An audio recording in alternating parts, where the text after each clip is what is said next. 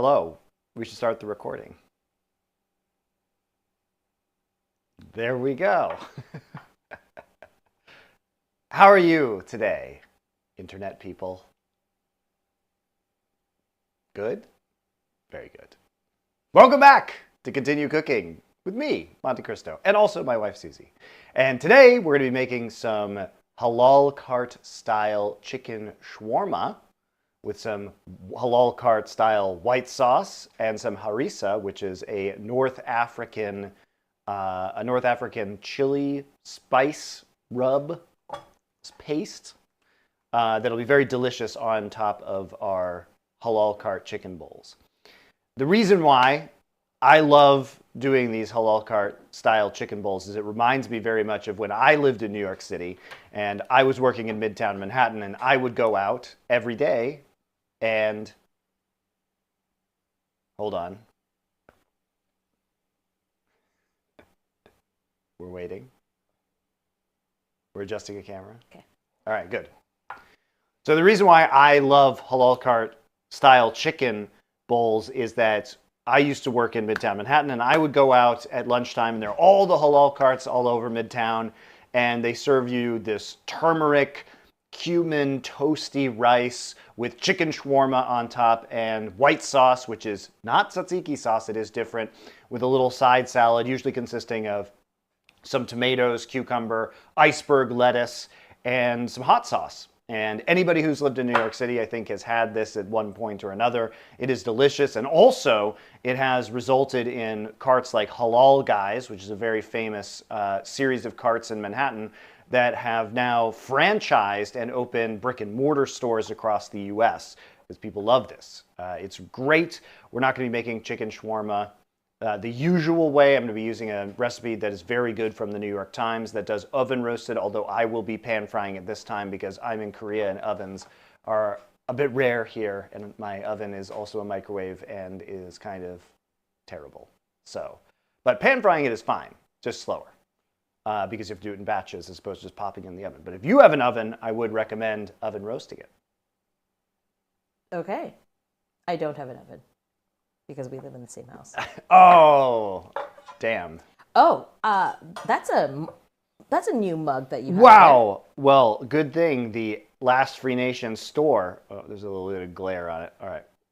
Let's try right here. All right, here we go. Whoa. The Last Free Nation store now has mugs for you guys if you want them. So that's lastfreenation.shop. We did our first merchandise drop. $60 will get you free shipping within America. It's very nice, and we're selling our Founders Edition shirts. I'm not wearing one right now, but they do have a number, so the sooner you buy it, the lower your number will be, and we will discontinue that in a couple of months. We also have joggers, mouse pads, like desk mats, gaming-style mouse pads. What else do we have? Oh, a poster for the 90s action arc for Foreplay. That's a fun one. You didn't even build your own shawarma spit, Monty? I did not build my own shawarma spit. That's not practical for home. So the closest we get is either pan fried or oven roasted. I might try it a couple different ways today, guys. We might try and do it so like in a cast iron pan and then a stainless steel skillet for fun.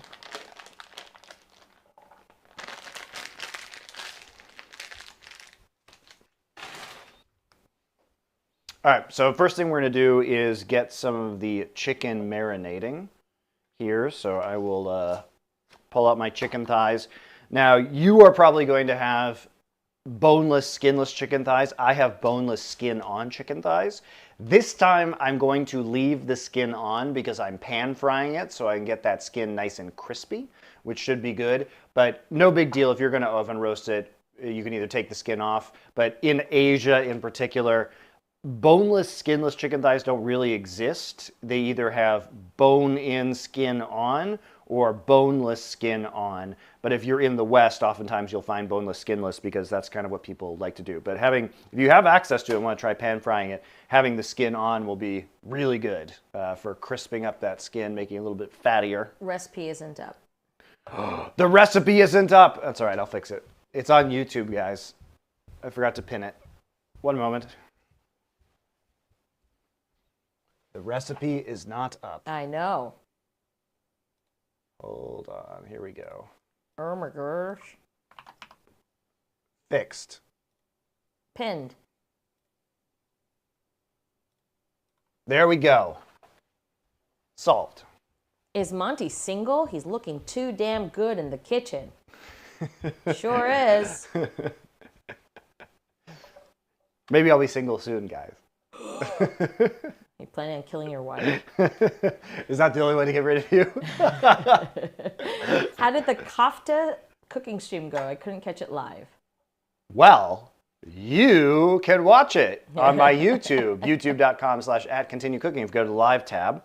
Also, there will be eventually an edited version of that. I think a lot of the edited versions of the videos will probably be running several weeks to like a month behind the live content, just because it takes time for that all to be edited well, right? You heard it here, guys. Monty is planning to kill me. What? No. Is that the only way to get rid of you? Monty grabs a knife as he says that. Oh my God! Ah! Well, you know, if he starts streaming this without me, you guys will know what happened. Which is going to happen at some points in time. She'll be very much alive. Where's the YouTube? Here, I'll write it out. youtube.com/@continuecooking. Get it together, guys.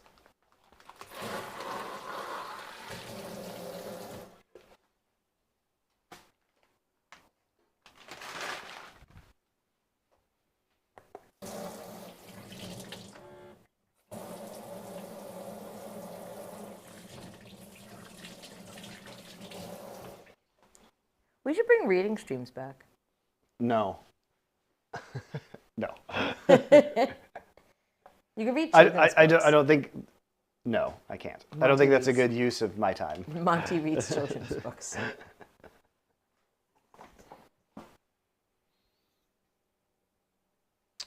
All right. We want reading streams. Do it, says chat. No. What you want is playing every Star Wars game sequentially. That's what you want. When are you going to do that? Hopefully sometime soon. That's been the lowest of the low priorities, unfortunately. Unfortunate. We didn't squat test. I know. You just did it, and I thought it was fine. But you didn't check. I didn't. So I'm going to have you squat, and then I'll do it. Okay.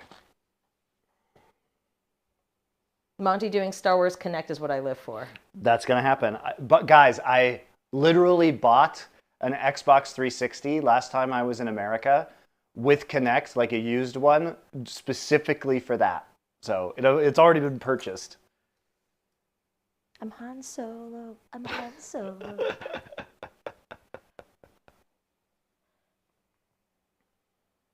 All right, are you ready? I'm ready. I need to move you. So, cut, and then let me move. We have the a camera. new camera 2 thing, guys. It's very exciting. Okay. Ta-da! Ta-da! All right. Here are the ingredients for our chicken shawarma marinade. We have chicken thighs. Now, these are skin on, but you can get boneless and skinless if you like. I'm going to be pan frying them, so we have skin on. We've got... Nope, camera 2 died. I see. Well... Nope, now it's back. Very good. All right. Try that again. Take 2. Here are our ingredients for our chicken shawarma. You want chicken thighs? I've got skin on, boneless. You can get boneless, skinless if you prefer. I've got a few cloves of garlic right here, juice of 2 lemons. We have some paprika, cinnamon, cumin, turmeric, and black pepper for the spices. We will be making it with mayonnaise. No, we won't. JK, that's for something else. All right. I messed it up, guys. But it's okay. We have some extra virgin olive oil as well for the marinade. The mayonnaise is actually for our white sauce that we're going to have later on. We're going to be making a lot of these things together all at once. And of course, we've got some kosher salt. So, first off, you're going to want... The thing is, this recipe for the New York Times is very good, but I like to make more than they recommend for this recipe because it's so good and it saves so well. And you can do lots of stuff with it, like put it in pitas later on. So what I'm going to do is, it says 2 pounds of these chicken thighs. I'm actually going to up it to about 3 pounds here. The marinade, I don't think you actually need to change. Like, this makes a pretty good amount of marinade as it is. So I'm not overly worried about that. So I'm just going to go ahead and do the 3 pounds of the chicken thighs. Does it go good with naan? Yes. Any flatbread. Also just any kind of long grain rice. We use naan and pita interchangeably here at Continue Cooking.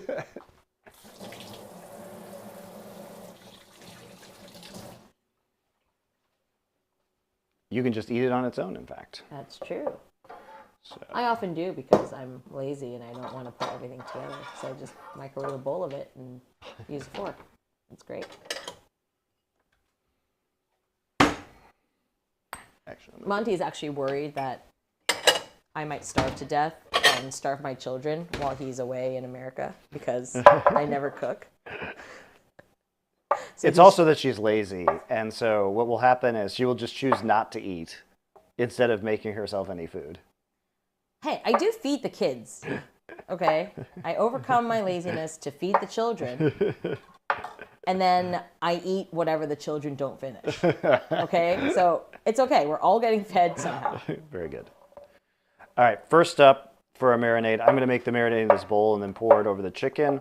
I'm just going to slice some garlic thinly here, and then we are going to go ahead and mix up the marinade with all the spices. Some lovely Middle Eastern spices here.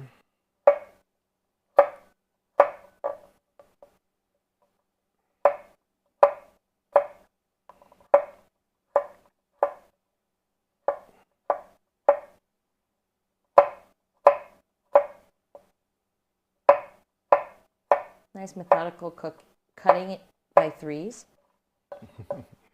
I appreciate that. That's not 3. Thank you.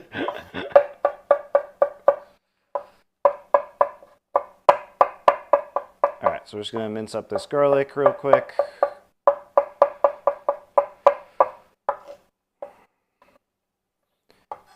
Start our marinade off with some garlic. You can marinate this overnight if you want. We only really need an hour on it. You don't want to, it's going to have a lot of lemon juice, so you don't want to necessarily make it too mushy. Would be the concern if you leave it overnight.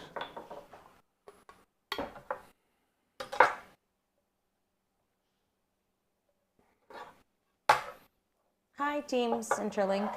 Hi, Monty and Susie, watching this at work, and I'm getting hungry. Nice.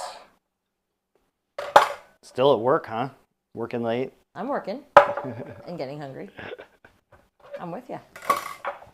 All right, so we're going to juice 2 lemons here. Let me get the obvious seeds out of the middle. Scott's Timo has been following MonteCristo for 10 years. Wow. Was it worth it? Are you even sub to us, though? I mean, that's the question. Okay, so we've got the juice of 2 lemons that's going in here. So we'll juice them directly into the bowl in which we're making our marinade. Look at all that juice falling out. And also seeds. Seeds. Get the seeds out.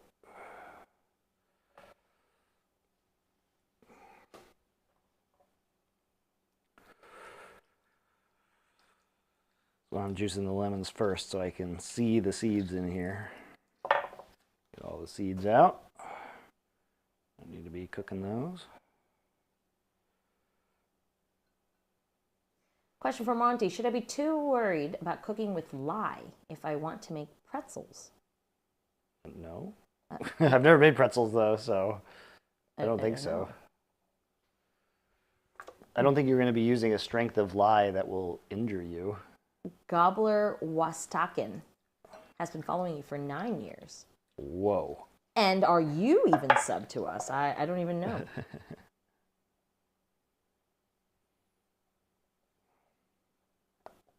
You just picking out seeds?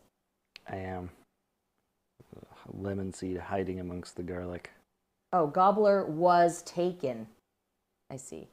She's really bad at reading. I am really bad. No, hey, it looks like Wastakin, okay? It's all together. That sounds like a city in New Jersey. Maybe it is. Maybe it's a Gobbler Wastakin. Maybe he's from Jersey. I don't know. But he has assured me that he's been subbed for a month. Any reason you didn't go for pork this week? Mentioned this last time, but how many Greeks are in Australia? I was surprised that pork is the most common meat in Greek-style souvlaki. Souvlaki. So we only did one Greek thing. So the reason, I'm confused, guys. We're doing a lot of food from Muslim countries. So the reason why we're not doing pork is because they don't eat pork, guys. What? We did a little bit of Greek food one day, but like, you're not gonna have pork kofta. That's haram, guys. Trying to get me to make haram food. Jeez. All right. So now to our marinade, we will add 1 teaspoon of kosher salt,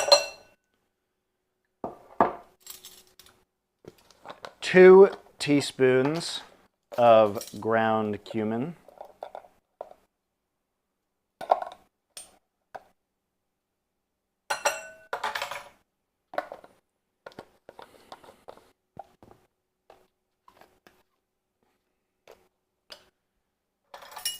2 teaspoons of Cumin. paprika. 2 teaspoons of paprika. Why are you just saying cumin? Someone had asked. Because I'm reading chat and you are not. You're just practicing saying cumin? Yes, I'm just practicing saying cumin. Cumin. Cumin.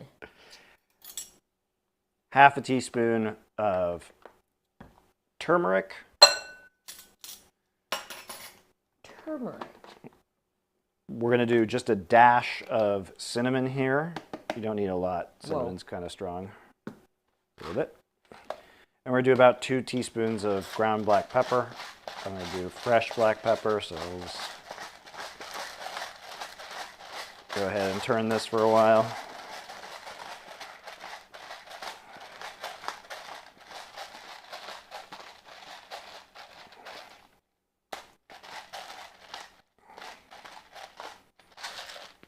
And at last, we will do half a cup of olive oil.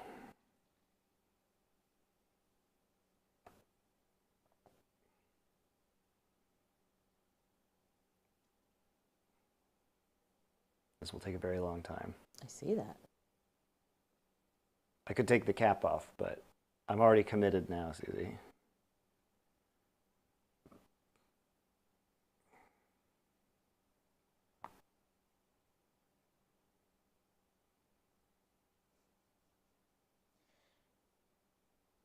We need like waiting music. All right, there we go. Half a cup of olive oil.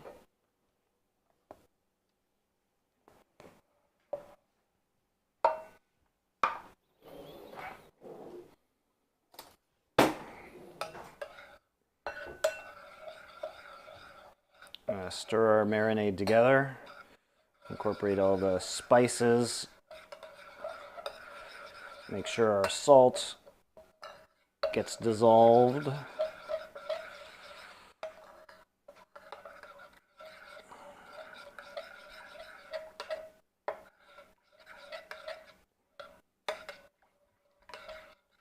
Oh, some of these people have been following you for longer than I have.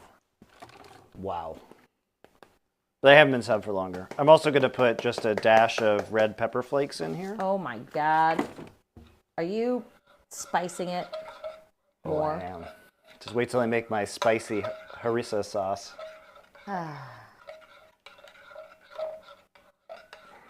Gobbler was taken says, I followed him for 4 hours longer than you. I'm practically married to him. Move over, Susie. He may kill you too, so just saying. So let's pour our marinade onto the chicken. I will get myself a spoon to stir this with. Make sure it gets evenly all over our chicken. Yum.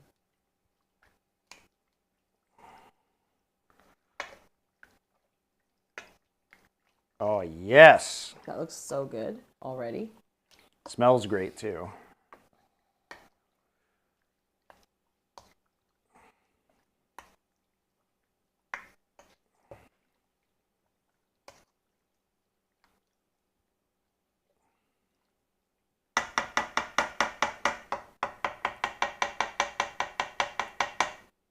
Okay. So, we're going to marinate this for an hour at least. You can do overnight if you want. I think an hour is going to be perfectly sufficient for this, so we'll pop it in the fridge for the next hour. So I dump everything on the ground. What are you throwing on the ground from the fridge? It was broccoli. Leftover broccoli. OG Boomer here. Oh, Arameister? Yes. Aramister? Aramister? I don't know. These names are so hard to read.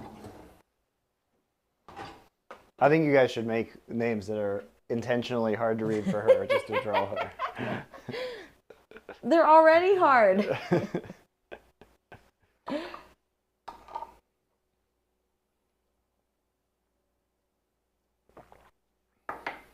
Okay. Next. Okay, we're gonna make the harissa next. I struggled with anime nerd Fred Durst. Okay? Yeah, that's pretty sad. I'm sorry. Reading is not. Hey, English is my second language. Leave me alone. You were an English major in college. I was. That I was.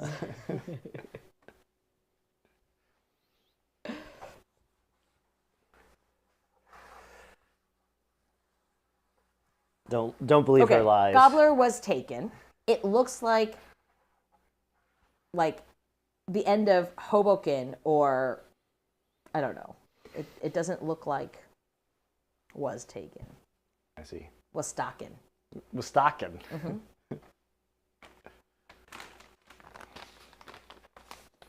All right, chili paste time.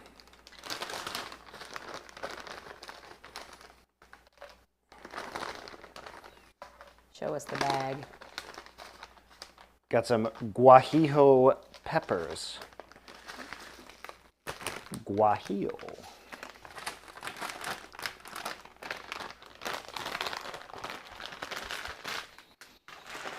But we need more Weehawken.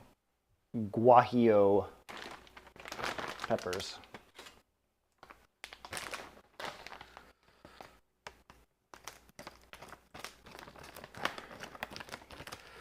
Luckily, I can get a wide variety of chili peppers in Korea these days. So we use 7 of these guys. Ooh, these are fat, big fat guajillos. Nice. Leave the seeds in for Susie. Leave the seeds in for Susie. No.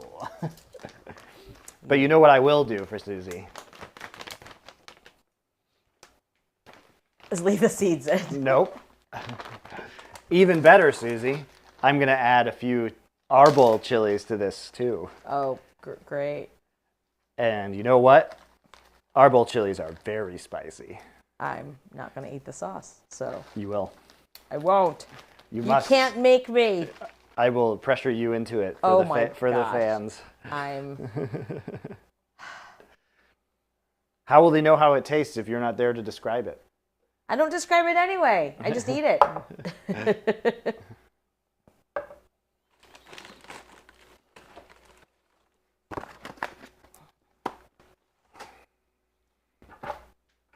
What's going on with this camera? Well, I had it set so that when you're doing things like juicing the lemon, you can actually see it go down. But now you've decided you're going to do the ingredient thing again, so now I have to move it. I know, I have to do the ingredient thing so often. It's so annoying.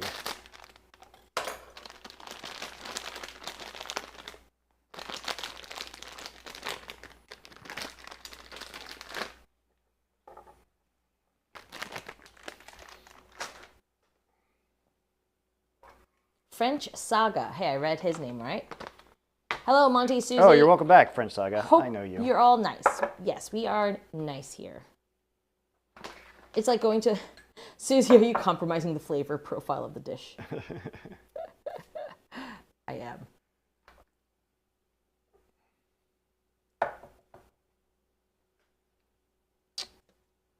Okay.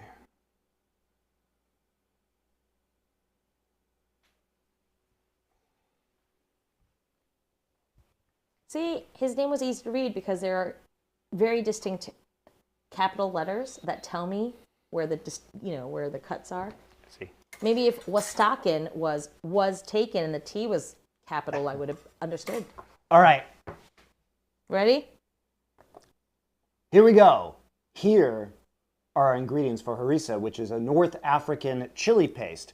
I have 7 guajillo chilies here. I'm going to add a little bit more spice. You don't have to do this. And add 3 arbol chilies, some 4 fresh cloves of garlic, kosher salt, lemon juice, a jar of roasted red peppers, tomato paste, whole cumin. Whole cumin is here. This is whole caraway seeds right here, smoked paprika, some coriander powder, and some extra virgin olive oil. Got to rehydrate these peppers first.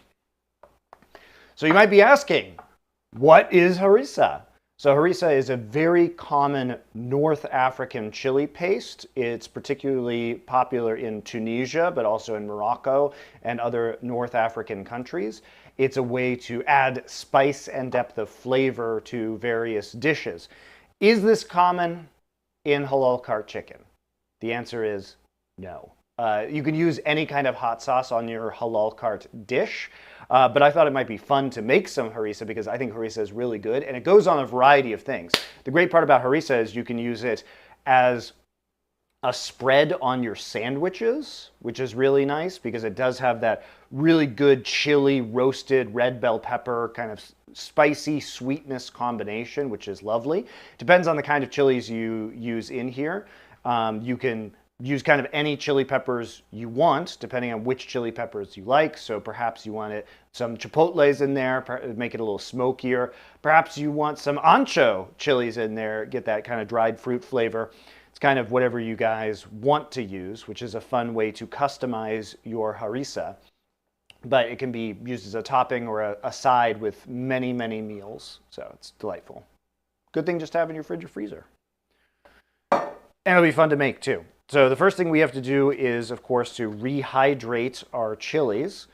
And that is going to be, take probably 20 minutes here. So what I'm going to do to rehydrate these chilies is I'm just going to use an electric kettle to not quite boil some water. Get some hot water.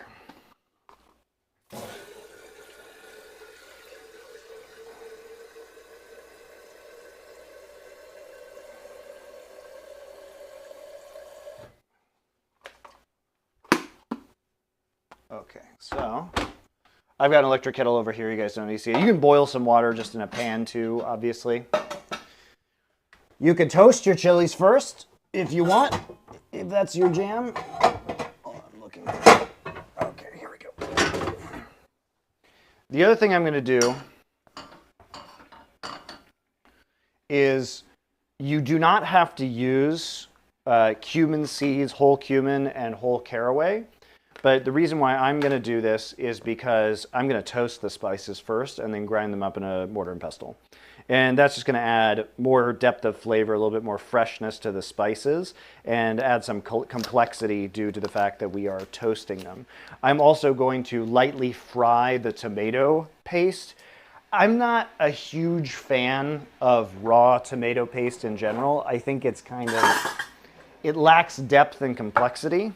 So typically in a lot of recipes, you're going to see that they want you to fry the tomato paste in some oil first, just to kind of give it better depth of flavor, which is what we're going to do here.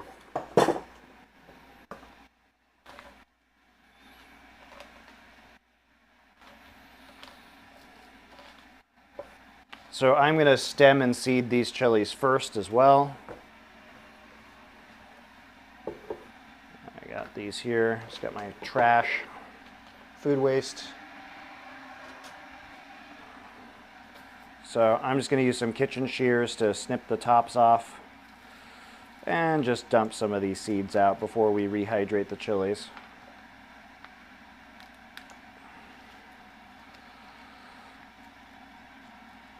I'm also going to rinse off the chilies before we get them in there, just because sometimes these chilies can be a little bit dusty.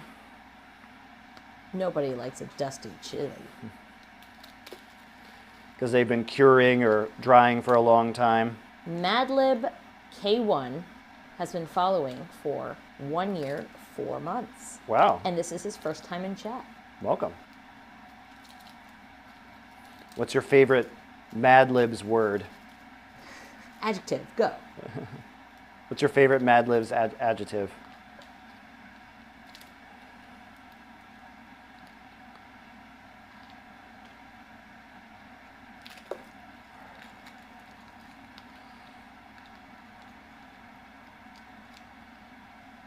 Oh, it's a reference to the music producer Madlib. Oh. I was unaware. I mean, that doesn't change the question. But if you did have a favorite adjective you use in Mad Libs, what would it be? Yeah, it doesn't change the question. What the heck?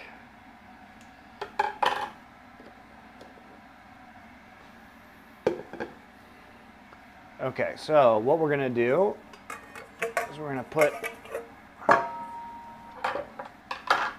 our dried chilies in this here bowl.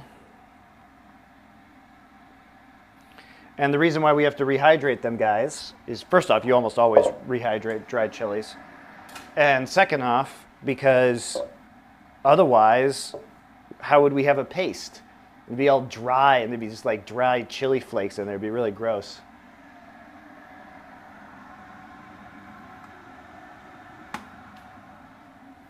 I'm pretending I'm eating this instead of instant ramen right now. Ancient technique.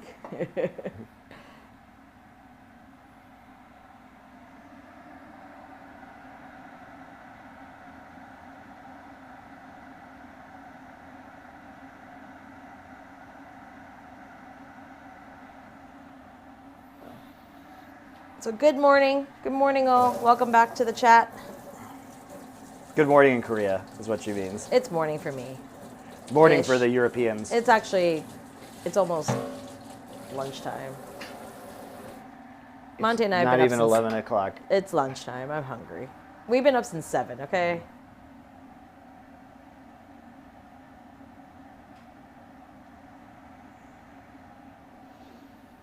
I am the Ginger says, it's been a while since I've seen some Monty content. Shout out to both of you for the faker hat you made back in MSI 2015. We didn't make that, I still have it on my shelf. I didn't make it. I got it from SKT. It was official merchandise. Yes, but at the time, they didn't know how, it was still SK Telecom, and they didn't know how to sell it to the West. And so I had told them I'll do it, and I just bought a stupid amount from them and then brought it over. Yeah, they were fully aware this was happening. Yeah. They wanted this to happen. They just couldn't make it happen themselves. They just trusted me that I wasn't going to jack up the price, which I didn't. Nope. And I told them exactly how much I was going to sell it for. It was all very above board. but Raya got really mad, and so we had to not sell it at the venue. We had to like meet in a undisclosed location. A clandestine location in a public park to do the drug deal of moving the faker hats over. Riot, literally, we were going to just meet up at the arena in Tallahassee, and Riot just said, no, you can't give faker hats away to our fans of League of Legends at the arena. Because I mean, this is just the bullshit you deal with Riot with constantly. This is the complete nonsense all the time. I was like, oh, okay, so let's meet not at the arena, but it's so whatever you have, it's official SK Telecom merch. That, yeah. Okay, so we have our dried chilies. This is not quite boiling water, but we just needed to heat up some water to rehydrate. You can either just do this in a pan, or I just find it easy to do with an electric kettle, and you just pull it off before it quite reaches boiling. Just cover the chilies in water, and we're going to let this sit for, at least 20 minutes probably, just to make sure that we get the chilies all supple again. Might want to give it a stir or flip the chilies over from time to time, just to make sure that they're going to rehydrate evenly. I totally thought you were going to pick it up and toss the bowl to have the chilies flip right now. Oh, well, I don't want to toss near boiling water on myself. So. I know. I was very surprised you were going to do that. I am not going to do that. There we go. Sometimes it can be useful to keep the chili water too, if you're going to make a sauce with it, because the water will already have the flavor of the chilies in it. But we don't need to do that. In my experience, Harissa is tough to work with. Let's see how he makes this work. Tough to work with? What do you mean? I guess tough to make. Oh. We're just going to food process it. Okay, so we're going to turn this burner. I have this little itty-bitty non-stick pan here that doesn't play nicely with this stove. Najafan, fun story for you, because he hit in, why would you want to root for Koreans when you're American? Okay, so the very, very, very first time I met Waylon Roselle, I was standing and watching, I don't even know where we were. We were in Korea, and he goes, who do you want to win this? And I think I said some Korean team. And he just looked at me with disgust, and he's like, but wouldn't it be better for storyline if an American team won? And I was like, but wouldn't it be better, like, for the game itself if the best team won, who happens to be Korean? And he just, like, looked at me for a moment and then walked away. I think I was like, I don't understand, sir. Okay, so we've got this on medium heat. It's a little non-stick pan. I'm going to... Oh, it's not maybe on. Connect 4? Yeah, maybe I should connect the camera. What do you think about that, guys? Should I connect the camera? I will switch it over when it's ready. Should be ready. But it's not centered.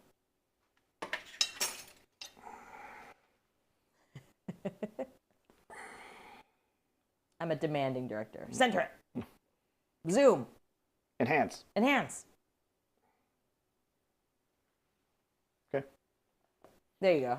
All right, so I have a little non-stick pan here that's on medium heat.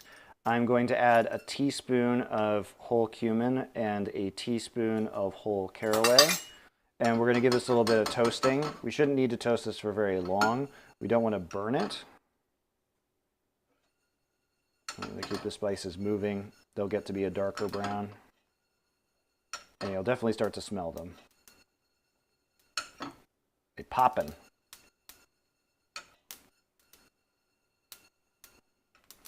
Probably only need to do this for like 30 seconds or so. I hear it. Ooh, they're jumping. They're jumping. Oh, it smells great. You can smell the toasted spices.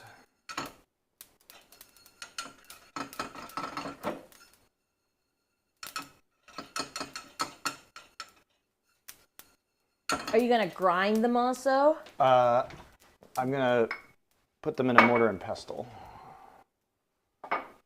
And then into a food processor. So yes.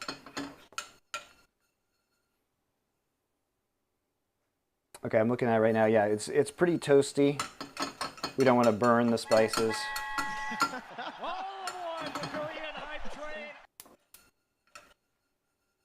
Eric! 101, no, 101, Oh, 101. Binary Eric. Love Binary Eric. I missed you. Thank you for your sub. Your Thank you very prime much. sub. For your prime sub. All right, so there we go. You can see they've changed to kind of a darker color of brown here. Oh, I smell it now. Oh yeah, you can smell it. Smells great. So we'll move those into a mortar and pestle. I'll crush them up in just a moment, guys. The first thing I'm going to do is add just a little bit of olive oil to this while the pan is still hot. And I'm going to add my 2 teaspoons of tomato paste. Are you going to make a guest appearance on the Degon and Wolf show? Someday. I have before. Usually I just cut in while I'm producing it. After that road to MSI. All right, so we have our 2 teaspoons of tomato paste here. And you can just use tomato paste in the blend, but look, I just happen to think that tomato paste is a lot better if it's been fried a little bit. How much is that? 2 teaspoons. 2 teaspoons. And we're going to be putting olive oil in here anyway, so not a big deal to get a little bit of oil in there. But it should darken up a little bit.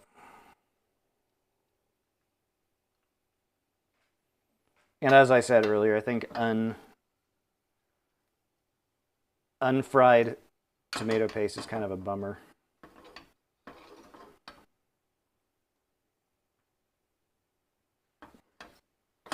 Probably help if I turned the burner back on. Like, why isn't this frying? Turn burner off. You can also see the olive oil is going to get a little bit of the color of the tomato paste also. Wait, Archie says you just need to do a 5-minute segment flaming the shit out of Riot for not having a final? Oh, yes. What was that? Oh, you'll love this, Susie. So they basically turned the LCK entire spring split into a qualifier for MSI. So they don't have a final for spring. What happened is they had, so basically it's a double elimination bracket, but it was Gen G versus HLE for a qualification slot. Gen G won, but then there's a lower bracket, Yeah. but they don't actually play, Gen G never has to play the team that goes through the lower bracket, so there's no actual final. What? Yeah, it's a terrible format. It's completely insane. Actually, maybe the stupidest format I've ever seen. What? Yeah. So we're just going to fry this a little bit, and you can see the tomato paste is now darker. Here's the tomato paste in the can. Here's the tomato paste in the pan. I'm showing the pan. Whoop, Ooh. Caramelize it a little bit. That's okay, guys. That's okay. Pull it off the heat. It's good enough. No, it's good. It's good. Honestly, some burnt flavors in here are not going to be bad, and some caramelization in the tomato paste will be good. Okay, so here we go. We have our caraway seeds and our cumin seeds in the mortar and pestle. So we're going to go ahead and give these a grind, unlock all that flavor. You could run them through a spice grinder as well, but good old mortar and pestle just fine here. Plus, we're going to be food processing these anyway. But they're not going to blend down into itty-bitty pieces via a food processor, so we do want to give them a pretty good mortar and pestling in advance. Fried tomato paste patty.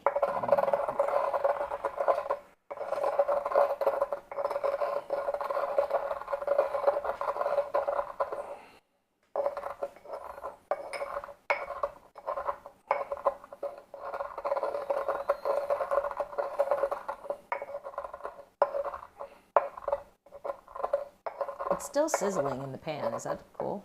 Yeah. It's the fire's off. Oh, okay. It's just still hot. Show everyone how sizzly it is. Oh, yeah. Oops. It looks like a piece of like beef jerky or something. Yeah, that'll be good. That'll be much better than just regular tomato paste, in my opinion.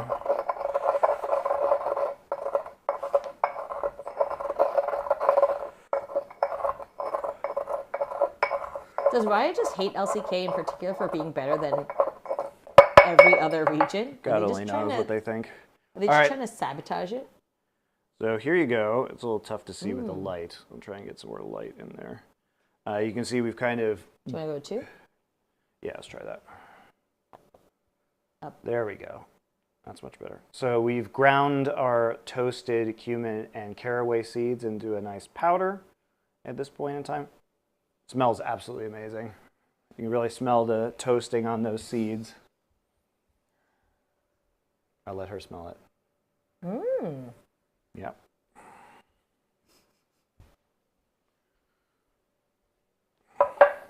And using these whole spices is often just, you know, ground spices lose flavor pretty quickly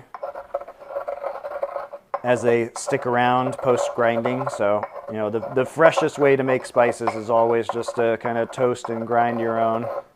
Aya Uaz, I can't pronounce your name either, says 1v1 me on MasterChef, Monty. Maybe someday. We'll have to get there. But you would lose, just so you know. Just so you're aware. You would have no chance. Let's go back to our paste slab. So here are our chilies that are rehydrating now. As you can see, they've plumped up a little bit. Plump chilies. Probably still need another, yeah, they still need another 10 minutes or so. In the meantime, though, we can start to get everything into our food processor bowl.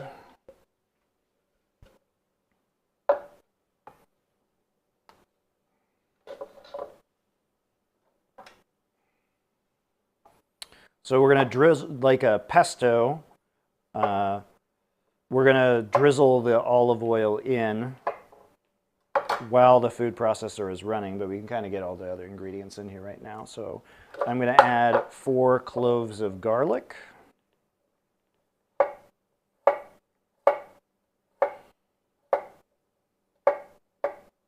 So I'm just going to thinly slice these. The food processor will mince them for me. We'll get them into a little bit of a smaller size first.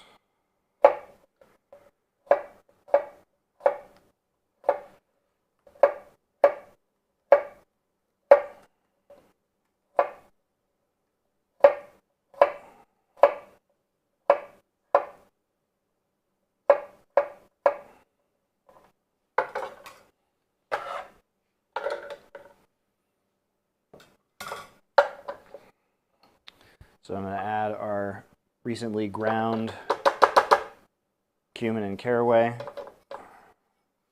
seeds. What is a caraway? What is a caraway?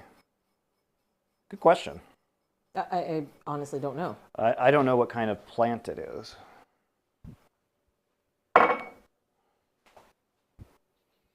Sure, chat will help us. We are going to be adding some more spices.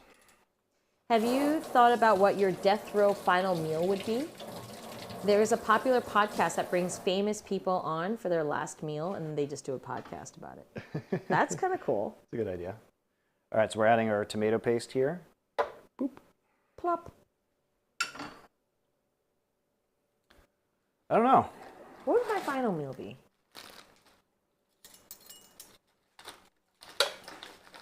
Okay, I'm going to add 2 teaspoons of ground coriander. Actually, I'm going to add 1 teaspoon of ground coriander.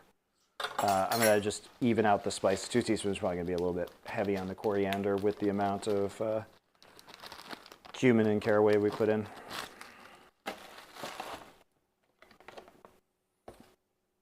I'm going to add a teaspoon of kosher salt. May need more salt, we'll see. What would my last meal be? Whatever Monty makes you before he murders you.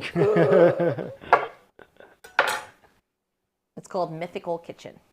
Yeah.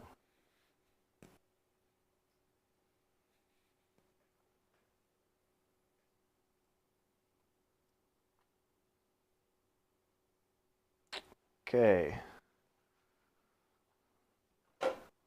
don't know what my last meal would be. I would probably just ask for a buffet. That's not an option, Susie. Oh. You're cheating. That's like asking the genie for more wishes. What are you doing?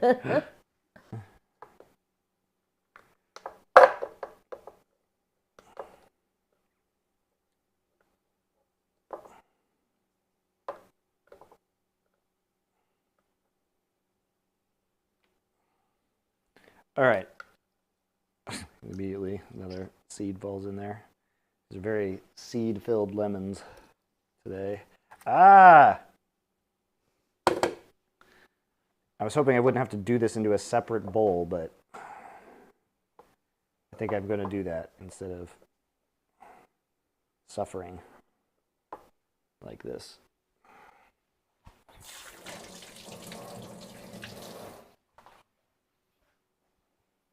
Actually, you know what I'm going to do? You can't get in past my fine mesh strainer. Whoa! Lemon seeds. Okay, so we're going to juice a whole lemon in here.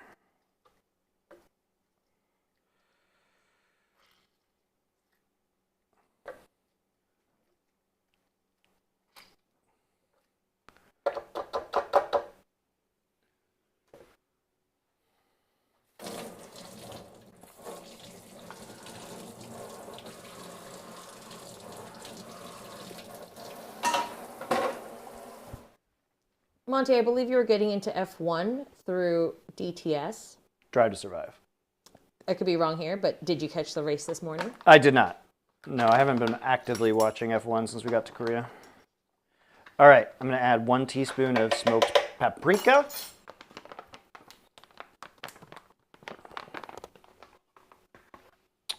And this is A jar that you can't open? Oh, I can open it. So we need a lot of red peppers, probably about 2 whole red peppers from this jar of roasted red peppers. So here is 1 whole red pepper. That's going to go in. And we'll do another whole red pepper that can go in. Clearly, you could just roast your own red peppers as well.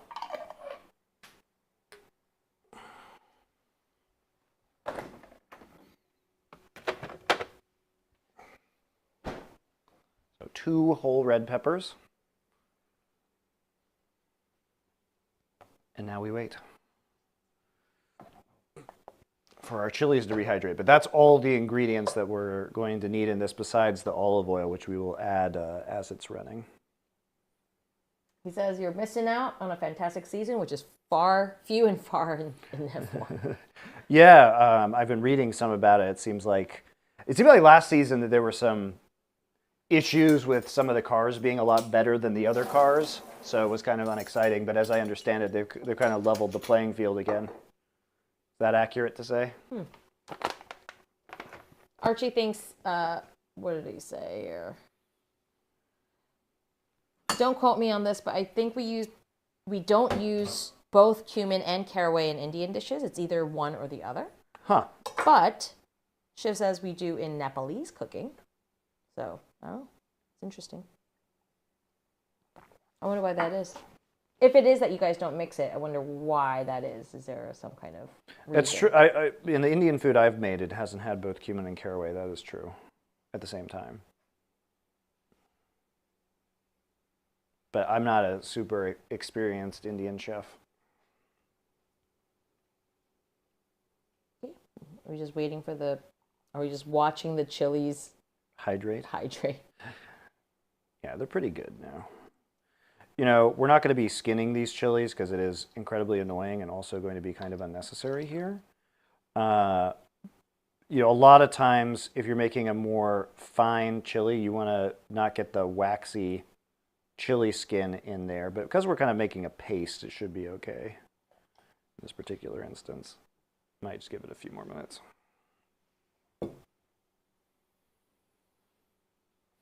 Because sometimes if you're gonna blend it really fine, you'll run it through a fine mesh strainer so you get the flavor, but not necessarily like the little waxy pieces of chili skin in there. But this is supposed to be a coarser dish.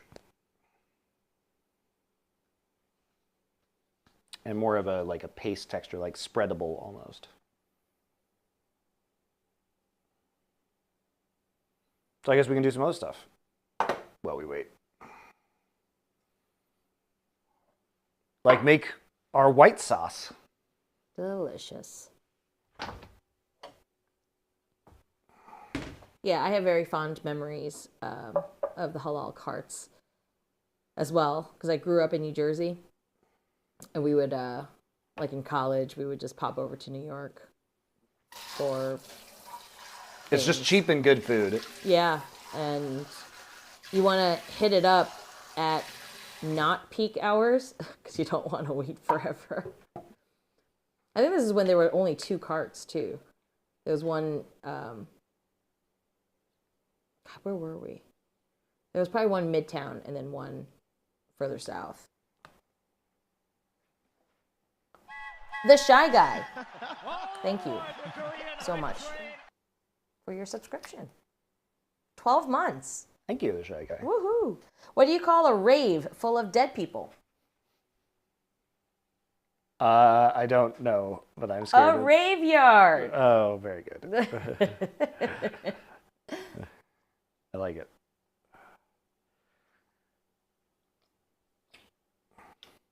It's Father's Day for many of you still back in the States, so I suppose some dad jokes are appropriate. Look at all that mayonnaise. Look at all that mayonnaise. Your favorite. I love mayonnaise. Everybody loves mayonnaise. I'm French in that I like to dip my French fries in mayonnaise. That's good. More than ketchup. It's good. Why not both? Okay, so let's talk about the sauce that is white.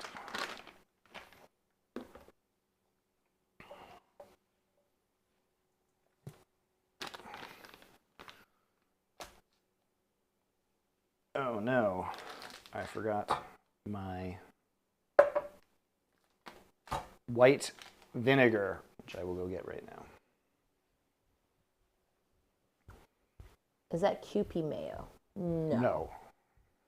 This is... You don't want to use Kewpie mayo for this. This is regular Heinz mayo. Yeah, Kewpie mayo is good for a lot of things, but it'll be too sweet for this.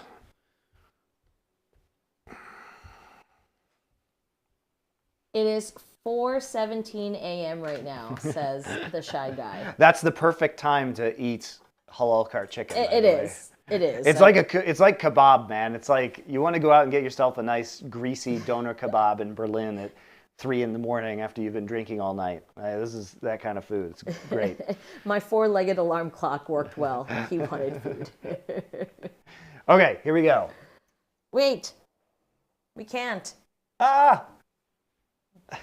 I need to zoom out and reposition. We have new technology, guys, which you will see shortly.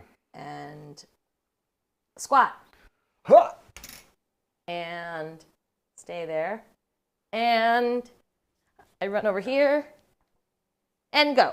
All right, here are the ingredients for our Halal Cart-Style White Sauce. We're going to have 3/4 cup of mayonnaise. We're going to add some Greek yogurt, about 1/2 cup. And for seasoning, we'll have some distilled white vinegar, regular old vinegar, and some garlic powder, some dried dill. You can use fresh dill, though, if you'd like. A little bit of just white sugar, and, of course, a little bit of pepper. And kosher salt. Oh, no, wait. Add kosher salt. No, it's fine. It's recorded. All right. So this is different but similar to the tzatziki sauce that we made with our chicken heroes in that, you know, it has many of the same ingredients. We use fresh dill for that. But crucially, we did not use mayonnaise. We used only fat-free Greek yogurt. And fat-free Greek yogurt is delicious, but it also is going to make it a little bit more tangy and sour. Right, guys? Tangy and sour, and also less rich. And so the white sauce, now the tzatziki is quite good for you in that it's high protein, obviously Greek yogurt, 0 fat. Except for the mayo. That's not tzatziki. Oh, it's tzatziki, I see. I thought you were talking about this sauce. So this sauce, the white sauce, oh boy. You know, you look at they give you, Halal guys now that they've franchised, gives you these packets, and do not look at the calories and nutritional information on those packets of white sauce, guys, because there's a lot of oil in there. There's a lot of saturated fat. God, it's so good. It is very good. But tzatziki would be, oh, nice, fresh cucumber, fresh dill, little salt, lots of Greek yogurt. This is a little bit of Greek yogurt, a lot of mayonnaise, which of course has tons of oil and saturated fat in it. We're going to be using sugar in this as well. So it's a different experience. It is still very good. Oh, so good. But about 1,000,000 times worse for you than... Mm-hmm. Yeah, that's why I like white sauce more.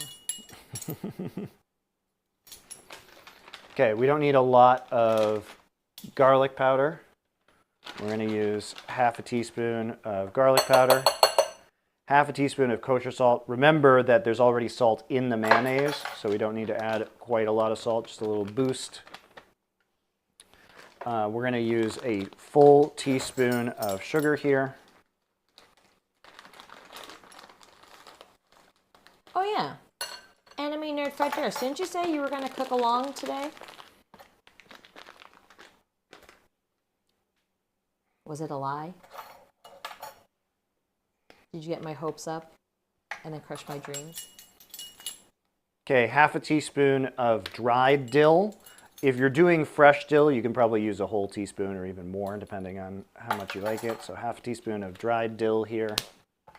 And about a teaspoon of freshly ground black pepper.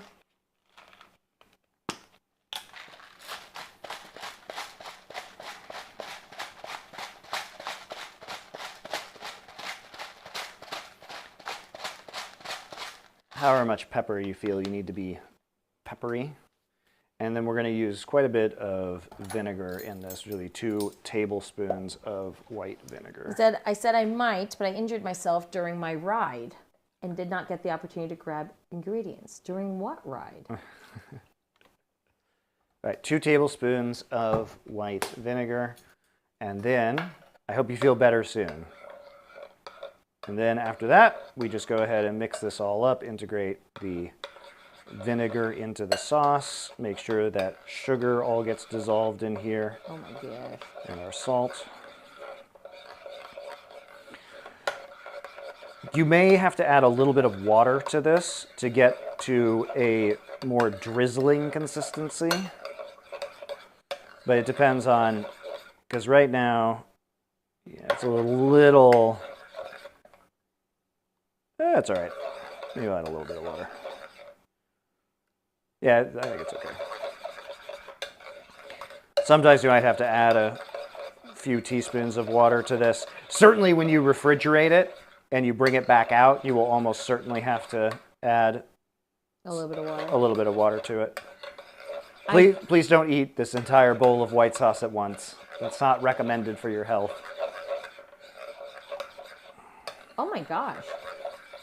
I bike everywhere, and I was doing a lap in River Valley today when my chain slipped. My knee got busted up along with a sprained finger. Oh God, I hope you're okay. Feel better, buddy. That sounds awful. But you can only use this excuse that one time. I'm not going to believe you next time.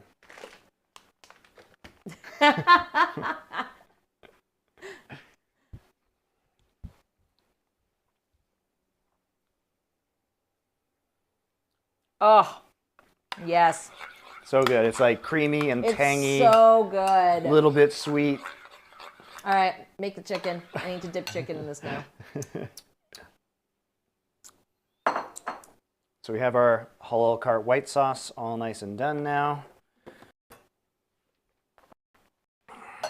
This is tangier than I'm used to, but it's still good. I like it tangy.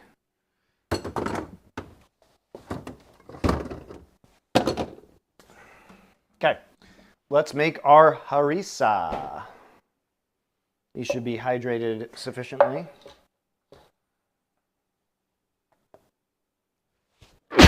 Bless you. Thank you.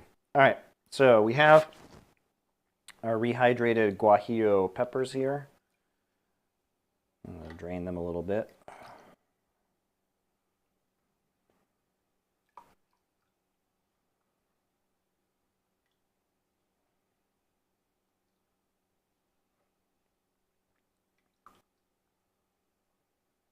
And we have our little bitty arbol chilies, which will add quite a significant kick to this. Now drink the water. Oh, God.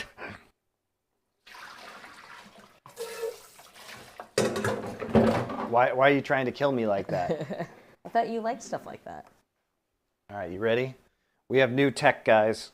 We have new tech for today's stream. We can now, you guys will be so impressed, we can now move cameras easier around the kitchen. So I can actually move this camera all the way over here. You gotta zoom out. I'm going to work on it. Give me a second. I may not want to zoom out. We will find out. Yeah, you guys can watch him do it.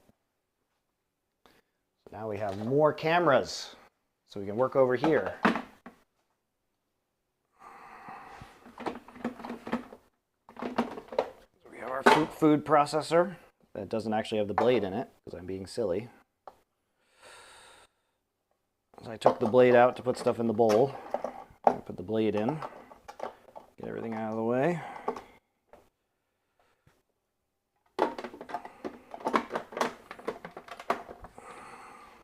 Okay, so let's take a look at this thing.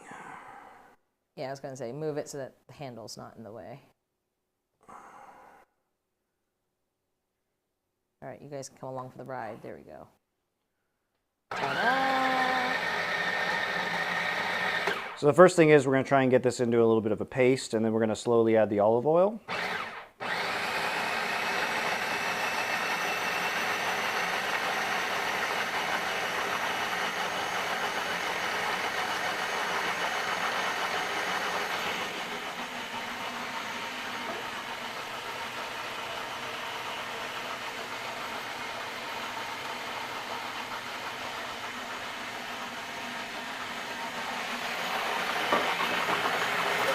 Move the scissors.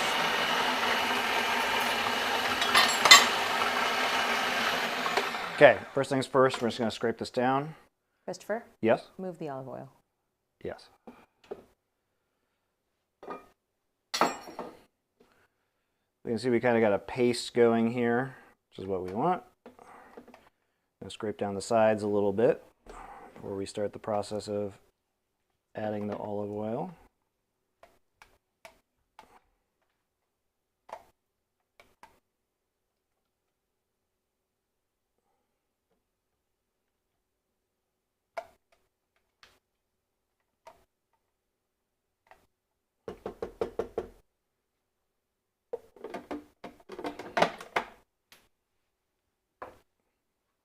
Scissors.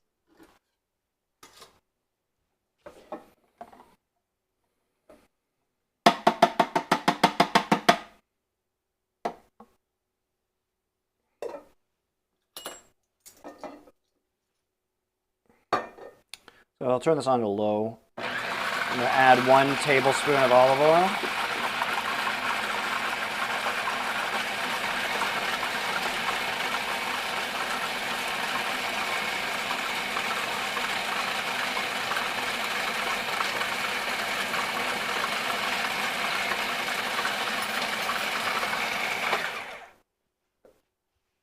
So we've added 1 tablespoon of olive oil. I'm going to scrape it down again.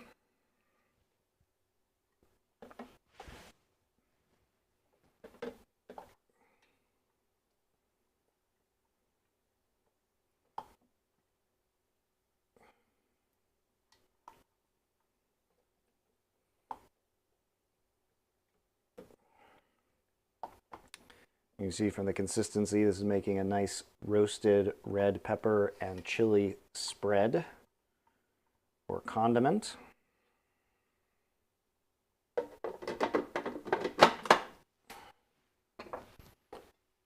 Now we're going to add our second tablespoon of olive oil while it's running. I'll measure it out now.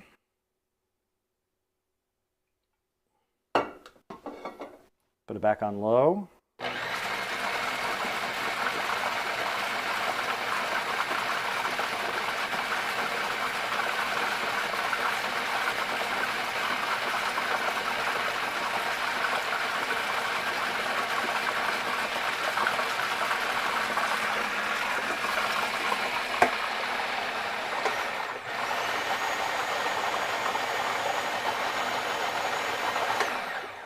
And we should be good. So it's going to be kind of a paste in the end, as you guys can see. There you go.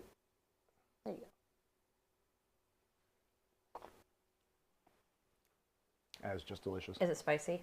Am I going to die? No, it's not that spicy. Okay.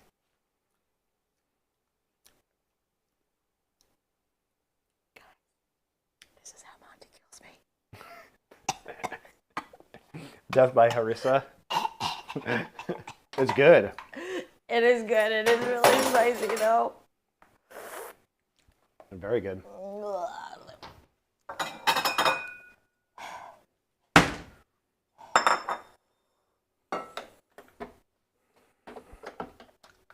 You don't like my North African salsa?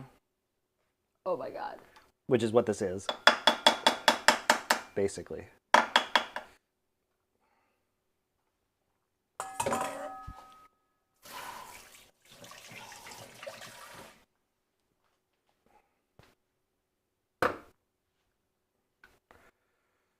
The caps for your oil and vinegars are nice.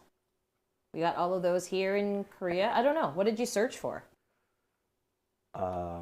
Sauce bottles? There's just speed pourers. Speed pourers. There you go. That's what they're called. They're used on liquor bottles and stuff too. Can you move that bottle cap? So people Bottle can, cap? I mean, the bottle. Yeah, this is not the exciting part. It's super exciting. Just do it over here. Can you explain to us noobs exactly what makes harissa so special? Sure.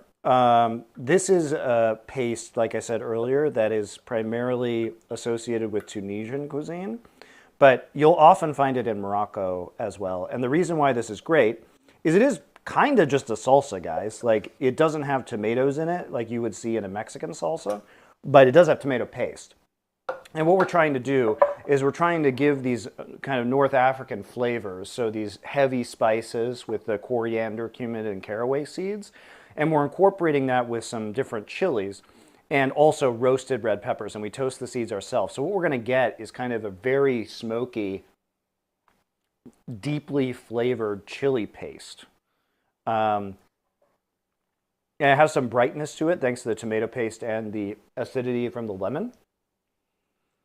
And it's just really good, guys. And you'll find this served as a condiment with a lot of North African cuisine.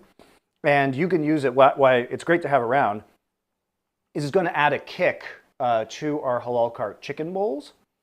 And it also is going to align with the flavors because we have a lot of lemon juice in the marinade for the chicken.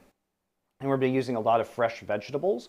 So we'll have all this freshness, and then we're going to get this like smoky depth out of the harissa. But you can also just use this straight up as like a spread on sandwiches or a condiment on the side of a lot of various dishes. So it's very useful. That's really good. It's really good. It's really spicy. I might die.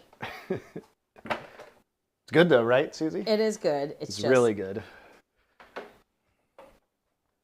And you also have the olive oil in there to kind of smooth out the consistency of it, which is really nice. Is it not Middle Eastern? It's North African. A lot of Middle Eastern countries do also use harissa, but it's most closely affiliated with North African cuisine. He's just slowly killing me, guys. It's not with the knife. It's chili poisoning. It's chili poisoning. No, sting. So it's not that it's spicy for a Korean palate. It's my palate. I am big wuss. I am big wuss. Yeah, yeah. It is pretty spicy, but it's like you're never going to eat a lot of it, and you know we're gonna balance this out by drizzling it on top with our white sauce. And like I said, this isn't normally what you would have with a halal cart chicken bowl in New York, but it's kind of more authentic in a way, and also I think it'll just be really good. You could use any hot sauce you want. And if you have a favorite hot sauce, just toss it on there. But I think it'll be super nice with this. I've never had a halal cart chicken bowl with harissa before, but look how beautiful it is. It's such a nice... It looks like pasta sauce. It does. It's a nice red color. Very dark crimson. Scary.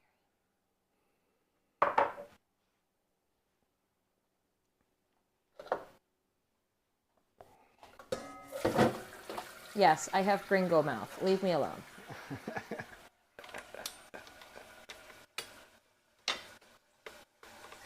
Man, I used to be able to eat really, really spicy foods. You did? Yeah, I remember that.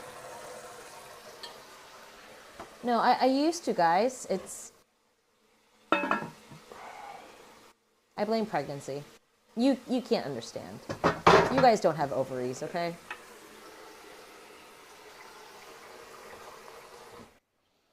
Oh, that's really good.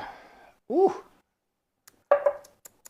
I didn't put the cayenne pepper in here, but I did put the arbol chilies in there, which definitely made it hotter than it could have been. You could use more mild chilies if you want. But chipotle chilies would also be super good in here because it adds to more smokiness. Maybe I can try that next time. So I used the guajillo and the arbol chilies this time. Super easy to make, though. Okay, let's make some rice. You don't know that maybe we're all women. You know what? Unlikely. Unlikely. Being that I believe the demographic of people who watch your content, Monty, is mainly male. Like 98% men. Find it very unlikely that you guys are not all men. I think me and Nicole might be the two like actual women who watch your content. And I don't even watch most of your content because I don't care for League.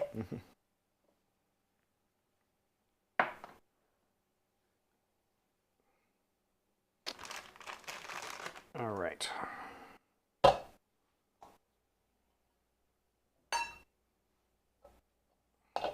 What's next? What's next? Rice. We're gonna make the rice. Oh my God, I'm so excited.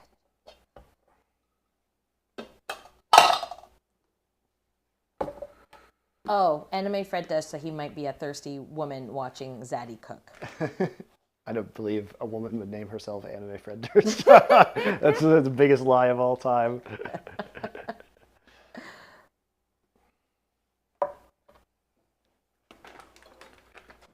All right.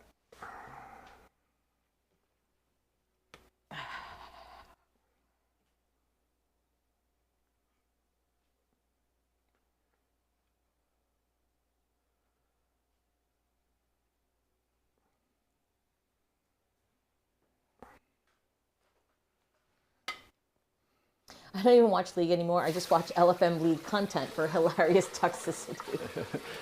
You should watch our Culture Channel stuff. It might be more relevant to you now. Our TV and film stuff. Yeah. I know a lot of people have said that they don't watch esports stuff, but they watch our movie stuff now. Not a fan. If that's you, no judgment.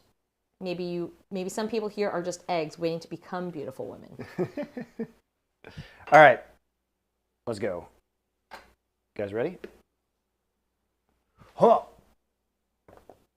Power squat. Wait. I'll get rid of our harissa here. Yeah, and I'm gonna higher up so that your head isn't cut off. Squat.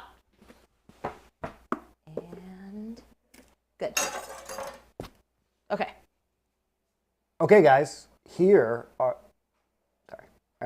the ingredients for our Halal Cart-Style rice. This is going to have some aromatic spices like turmeric and cumin, which will give it a lovely golden color, which is exactly the color you'll see in the halal carts of New York City. First, we're going to toast some rice, so we need a little bit of butter to do that.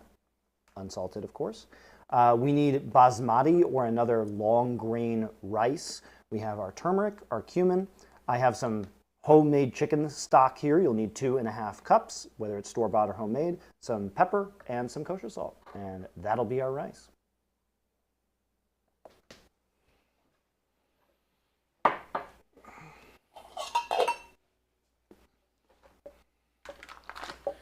All right, first up for our rice, guys, we are going to toast rice in butter. We're going to fry it in butter. Obviously, this will add to the richness of it, but the most important part is really that we just want to get some of the nutty flavor into the rice. So we'll use a couple tablespoons of unsalted butter to accomplish that. I'm going to go ahead and put these into a pan here onto the stove. You're going to use a saucepan for this because we're going to cook rice on the stove top. In the meantime, we're going to get about 1.5 cups of long grain rice ready. This is basmati rice, but any long grain rice, well, not jasmine rice, but regular long grain rice, just plain old long grain rice is fine. I just have some basmati laying around, so I'm going to do it with this.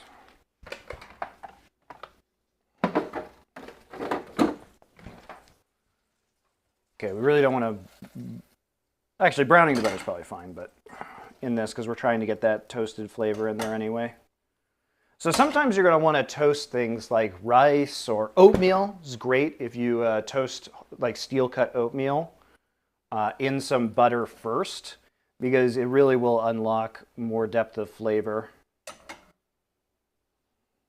And you'll be able to smell the rice toasting, so you'll know it's all good to go. Not to be off topic, but what did you think of T1 versus HLE? I didn't see it.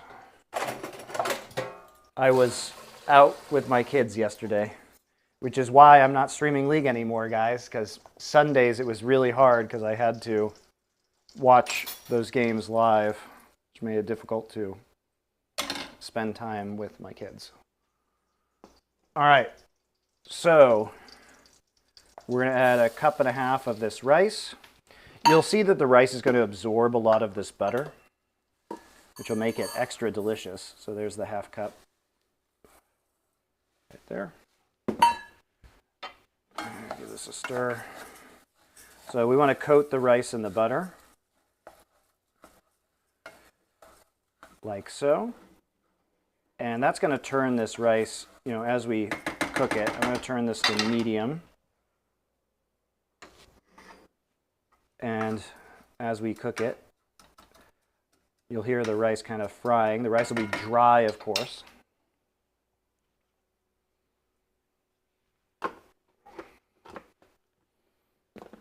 Why does it have to be long rice? Short grain rice is sticky rice a lot of the time. And you don't want sticky rice because you want it to be kind of fluffy and come apart, right? You don't want like Japanese or Korean style or Chinese style sticky rice for this. It's not how the dish is made. You know what I mean? It's like, I don't want that kind of with my Indian food either, right? You want basmati rice. So different types of rice for different dishes. I appreciate that you guys don't have some crap electronic music in the background.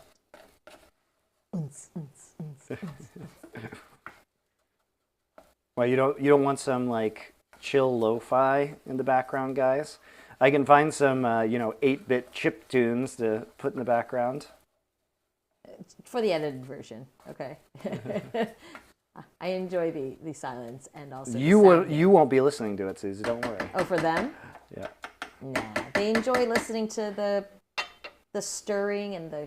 The difference is like unlike a lot of people, we actually have 2 people on this, so Susie and I can talk to each other, and also Susie can read your messages and I can respond. So there's a lot less dead time, I think, in this stream compared to most cooking streams.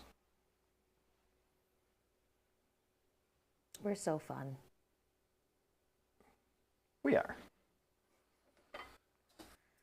So Chef you're going says typically fry the turmeric in the butter first, then toast the rice. Oh, I'm going to do that. Don't We worry. always cook the spices first to wake it in South Asian cooking. So you will wake the spices. It doesn't actually matter the order, guys, in this particular instance, because we are going to put the cumin and turmeric in here before we add the chicken stock and start to boil the rice, and it will activate the spices. The concern will be, because it's going to take some time to toast this rice, that we might accidentally burn the spices if we put them in first. So it's just easy. I find personally in this particular dish, which I have made 1 gazillion times, that it's easier just to add the spices, because they'll still get, they'll still get activated. But you are right. So you can see we're getting some brown color on the rice now, which is what we want. And you will smell the rice. Oh, I smell the butter. And the butter. Oh. But you can smell the rice toasting. Rotations of spices matter, Monty. That's right.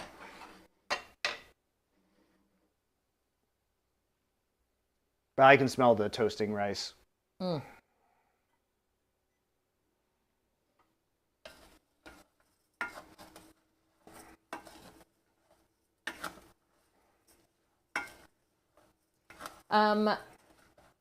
Mustak, first time in chat, welcome, asks, I've tried roasting rice with olive oil before and found I couldn't tell a difference from the other times I made the same Mexican rice recipe. Am I doing it wrong? Does it work better with butter? I mean, butter and olive oil are both going to be relatively low smoke point, so I don't think it's that you're like burning it or anything like that. You also shouldn't just be hot enough. I don't know. I usually just do it in butter, so I'm not sure about the olive oil side of things. I mean, I think it makes a big difference in the flavor. So my question would be, how long are you doing it for? Can you see the brown grains of rice like you can in here? How high a heat are you toasting it on? Medium. Medium. The guy who wants to 1v1 you in MasterChef says, if I was head chef in this kitchen, I would kick Monty out for taking too long. I'm talking to you guys and doing this at the same time, by the way, which is about 1,000,000 times harder. I can do this much faster by myself.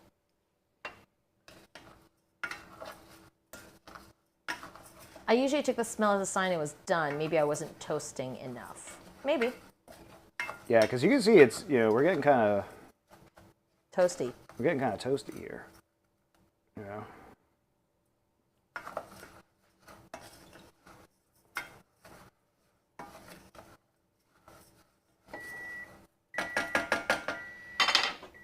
Turned off my burner for some reason. Stop doing that, stove. Okay, at this point in time, I'm going to add half a teaspoon of turmeric. You don't need a lot. It's going to be a very golden color with even just a little bit of turmeric. And I am going to add a 1/4 teaspoon, so just a little bit of cumin, so we'll get that kind of earthy sweetness from the cumin in there, but you don't need a lot.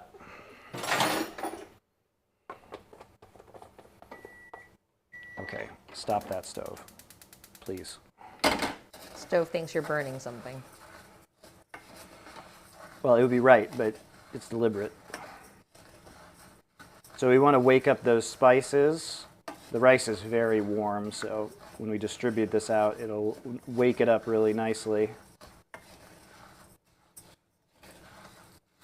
And we don't need to wake it up for very long. I'm going to go ahead and turn the heat off here.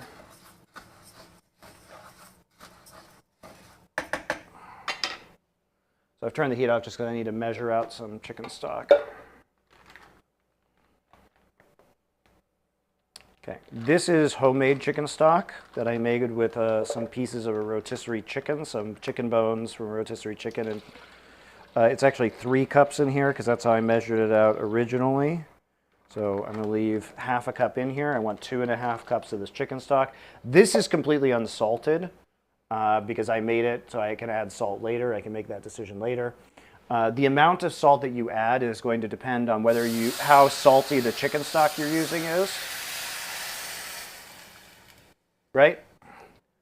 Since this is completely unsalted, I'm probably going to use a teaspoon of salt, kosher salt in here. But you may need 0, you may need less.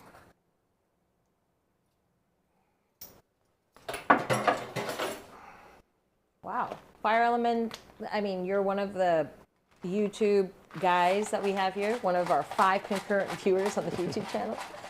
But he said, I finally made it to the present. I rewinded the stream when I got in to watch Monty cook in 2x speed to get back to live. Welcome. Okay, I'm going to just crack some fresh black pepper in there, half a teaspoon or so. And we'll go ahead and give this a stir. Get the salt all in there. Okay, I'm going to turn the burner back on. And we are going to bring this up to a boil.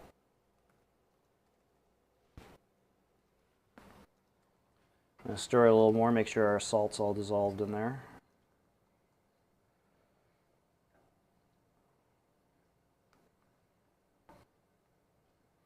And because we're using chicken stock instead of rice, and we've got these spices in here, and we have the toasted rice. This is going to be a really beautifully flavored rice dish.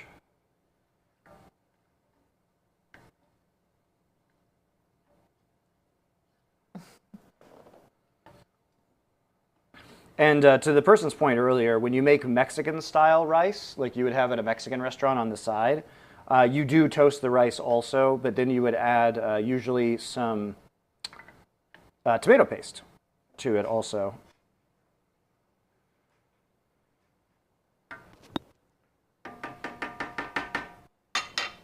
What's the difference between kosher and normal salt? So kosher, so table salt, hold on, where's my salt? Technically this isn't kosher salt, is the answer. This, I can't get kosher salt here in Korea very easily. This is like a coarse-grained Korean sea salt. But what you want is just a coarse-grained salt, because if you're using table salt, because it's ground finer, it's gonna be way too salty if you use the kind of volumes of salt that I'm giving you, because it's, you know, the salt is more dense.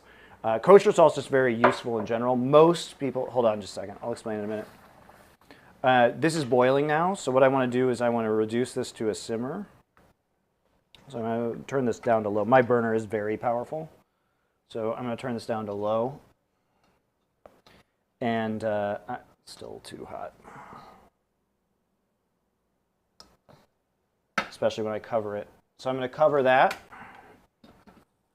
And we're not going to stir it. We're not going to do anything. What we are going to do is let it simmer for 15 minutes. Because remember, we don't want to, right now we've got a nice little bare simmer going, but as it heats up when I put the lid on, come on! It's beeping because it's turning off, which I really do not want it to do.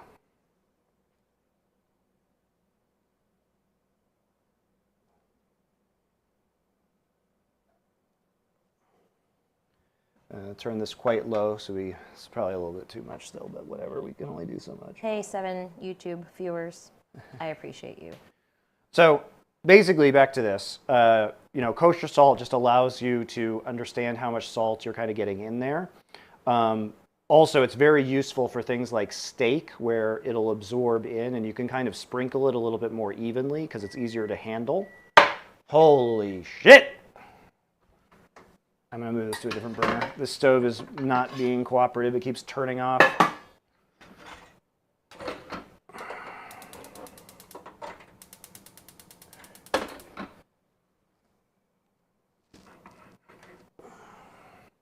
I promise you, stove, I am here.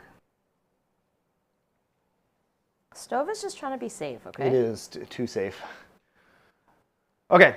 So the kosher salt stuff, a lot of what I typically use and what most cooks use in the States is what's called diamond crystal. And you can buy Morton's kosher salt as well, but Morton's kosher salt is saltier than diamond crystal, and it also doesn't dissolve as easily. So diamond crystal is the one that's mostly preferred by chefs. And you can get that at stores, or you can buy it on Amazon. It's very useful. But the most important thing is just knowing how salty your salt is. And I know that sounds really stupid, but salts have different saltiness levels. And so it's really important to have consistent salt when you're cooking so you know how salty you're actually making things. So honestly, just sticking to one type of salt is the best way to do it, right?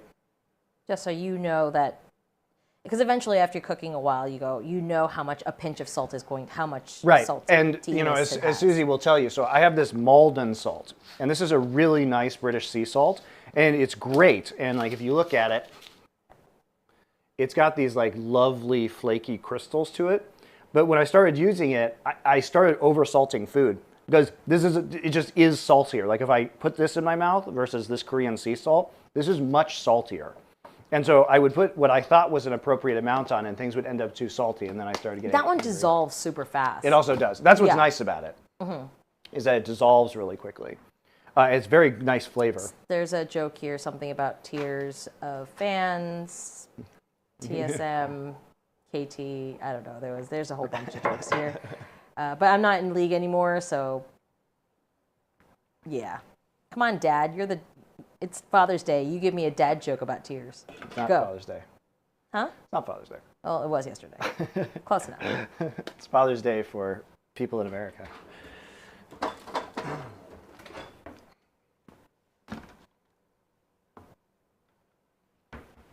KT pulled a classic KT this split. Yeah, true. Let's see.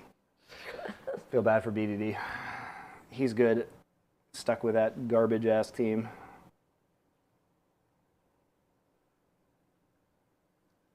Okay. So waiting on the rice. We've got the sauce made. We got our sauce made. You got your harissa. Well, while we're waiting, what we can do is, because we got about 10 minutes left on this rice before we just take it off the heat, by the way, and then it's going to rest for another 15 minutes or so. But we can cook our chicken while the rice is resting.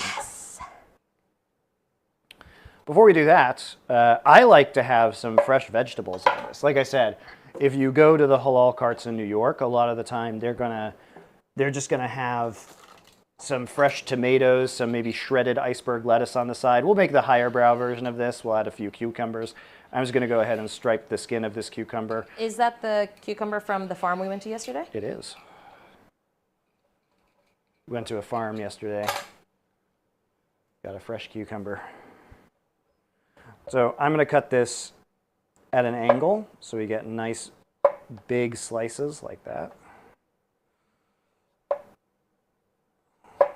We went to an awesome farm yesterday that's also like just an outdoor area for kids to play in, and it was hot, so they had all the water hoses on and buckets of water lying around for kids to get wet and muddy. It was wonderful. It was fun. They have like obstacle courses in the woods. Very fun spots for kids. Why do you shred only half the cucumber? To make it look pretty? Aesthetics. He likes to stripe them. It's like Adidas cucumbers.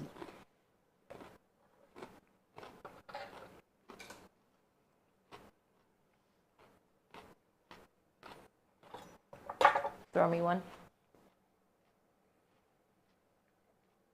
I'll get it. Confirmed, she did catch it.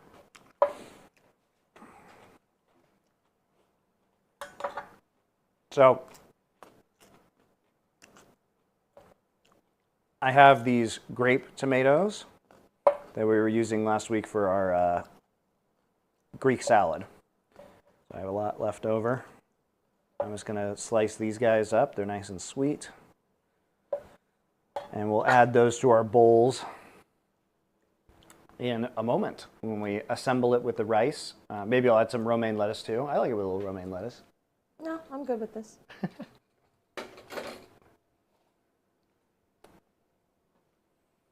Oh my God, I'm so hungry. Cook the meat, cook the meat. I'm not gonna cook the meat yet. I wanna wait for this rice to be done first.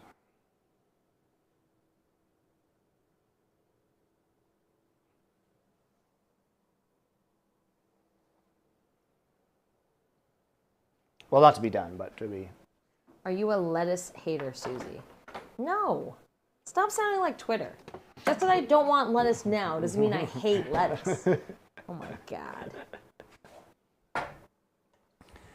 While we wait, I'm just going to give our chicken a turn in the bowl. Yum. You're marinating this. You could put this into obviously like a Ziploc bag also, and you can turn it over once or twice in the fridge just to make sure you get even coverage. If it's in a bowl like this, just give it a stir every so often. I guess I'll do some dishes and talk to Twitch chat for the next few minutes. Clean out the food processor from our Do you want me to move Harissa. the camera over so they can watch you do that? No, I don't think that's necessary. My ass is more glorious than the sink. The chicken is looking good.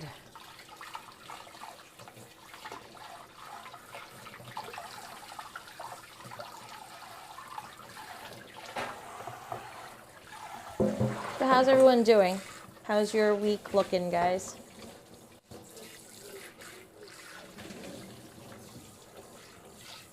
It's starting to get really hot out here in Korea. Not where we are, fortunately. We're by the ocean, so it's not horrible. Luckily, we're always a lot cooler than Seoul. in the middle of Seoul. I have a silly question. How do you guys prefer to store your pots and pans? Oh, so it's not a silly question. Here we have these really big cabinets underneath, so I just put them all in there because there's a lot of cabinet space in this kitchen, so we just have these like enormous cabinets. But in our house in LA, we just installed a pot rack above the island. I'm a big fan of pot racks just because they're super accessible, either on the wall if you have space or on the ceiling. Oh yeah, we did have a pot rack. I like that thing. I did too. I miss it every day. Because having them all in a cabinet is more annoying to get in and out. Yeah, it is annoying, but it is also just out of sight. Yeah, that's the upside. Which is kind of nice. But if you have the space, if you have a big like island. And even if you're renting, the nice thing is you can just install that and then take it with you when you leave. Yeah. Talk to Because your it just landlord first. It just like drills into the ceiling studs. Again, talk to your landlord first before doing something like that. Nah, ask for forgiveness. Ask for forgiveness. Not permission. Ask for forgiveness and then pay the fee. Or you can just patch it up yourself. All you need is a little plaster. It's not that hard.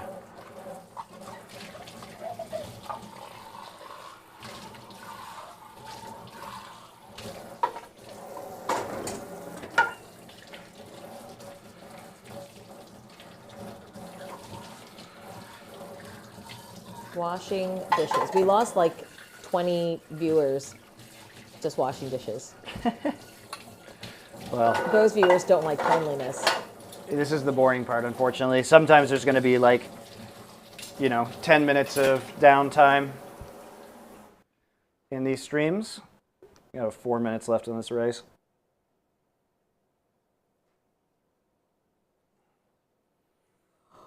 Oh.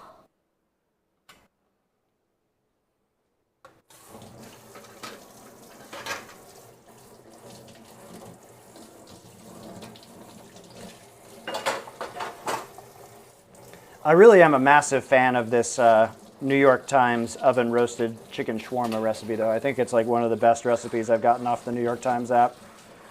It's really good.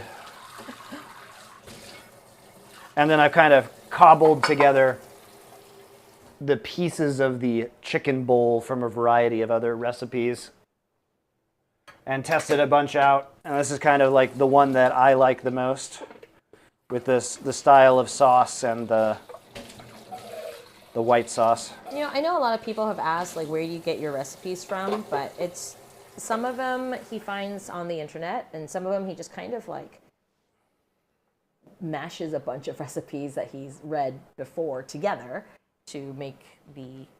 Or it's recipes I've learned from other people.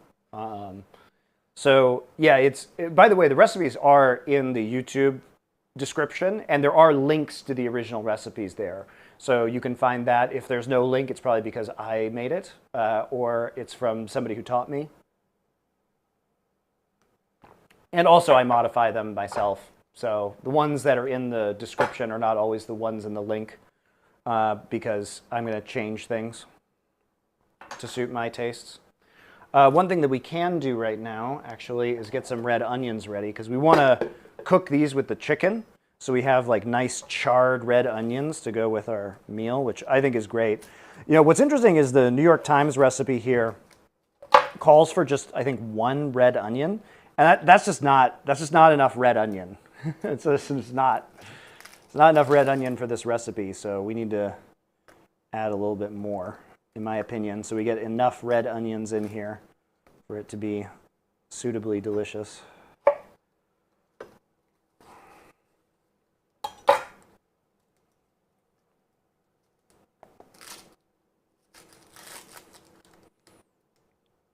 I think the roasted red onions add a lot of character to the shawarma.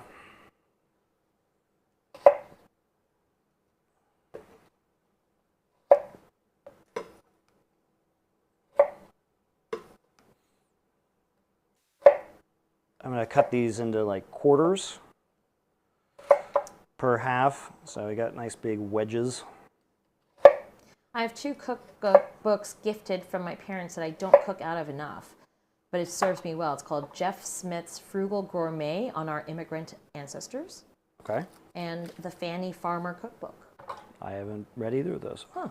Also, obviously, I use cookbooks, although most of my cookbooks are not here in Korea. In fact, all of them are not here in Korea. But fortunately, I took a bunch of pictures of recipes in my phone before I left. The ones you really like. Yeah, so a lot of my favorites are just in a recipe folder on my phone.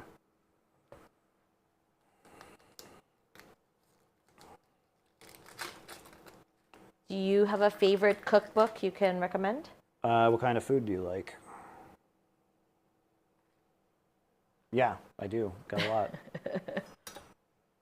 I mean, probably the greatest all-purpose one is Kenji's The Food Lab. Kenji also has a great new cookbook called The Wok, if you're interested in wok cooking, that I've been using recipes out of for a little bit now when I cook. The Food of Sichuan by Fuchsia Dunlop is great if you like Sichuan food. She is, I think, the only white person to ever graduate from the Chengdu Culinary Academy. Wow. Yeah, she's British. She has an awesome Instagram, too.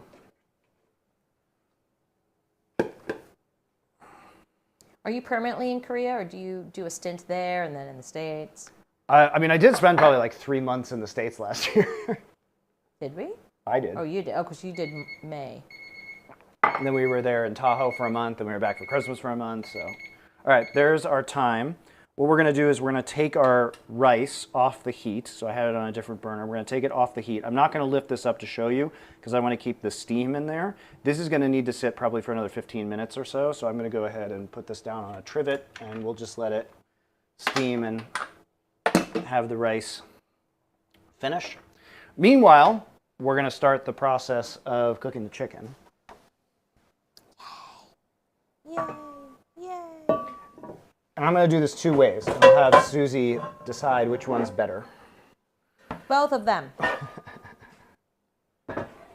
So I'm going to use a stainless steel skillet because I know we can get the, this is great for getting the skin on the chicken super crisp, right? This is a 12-inch all-clad stainless skillet. And then I'm going to use a 12-inch cast iron at the same time, which will probably put a little bit more of a char on there.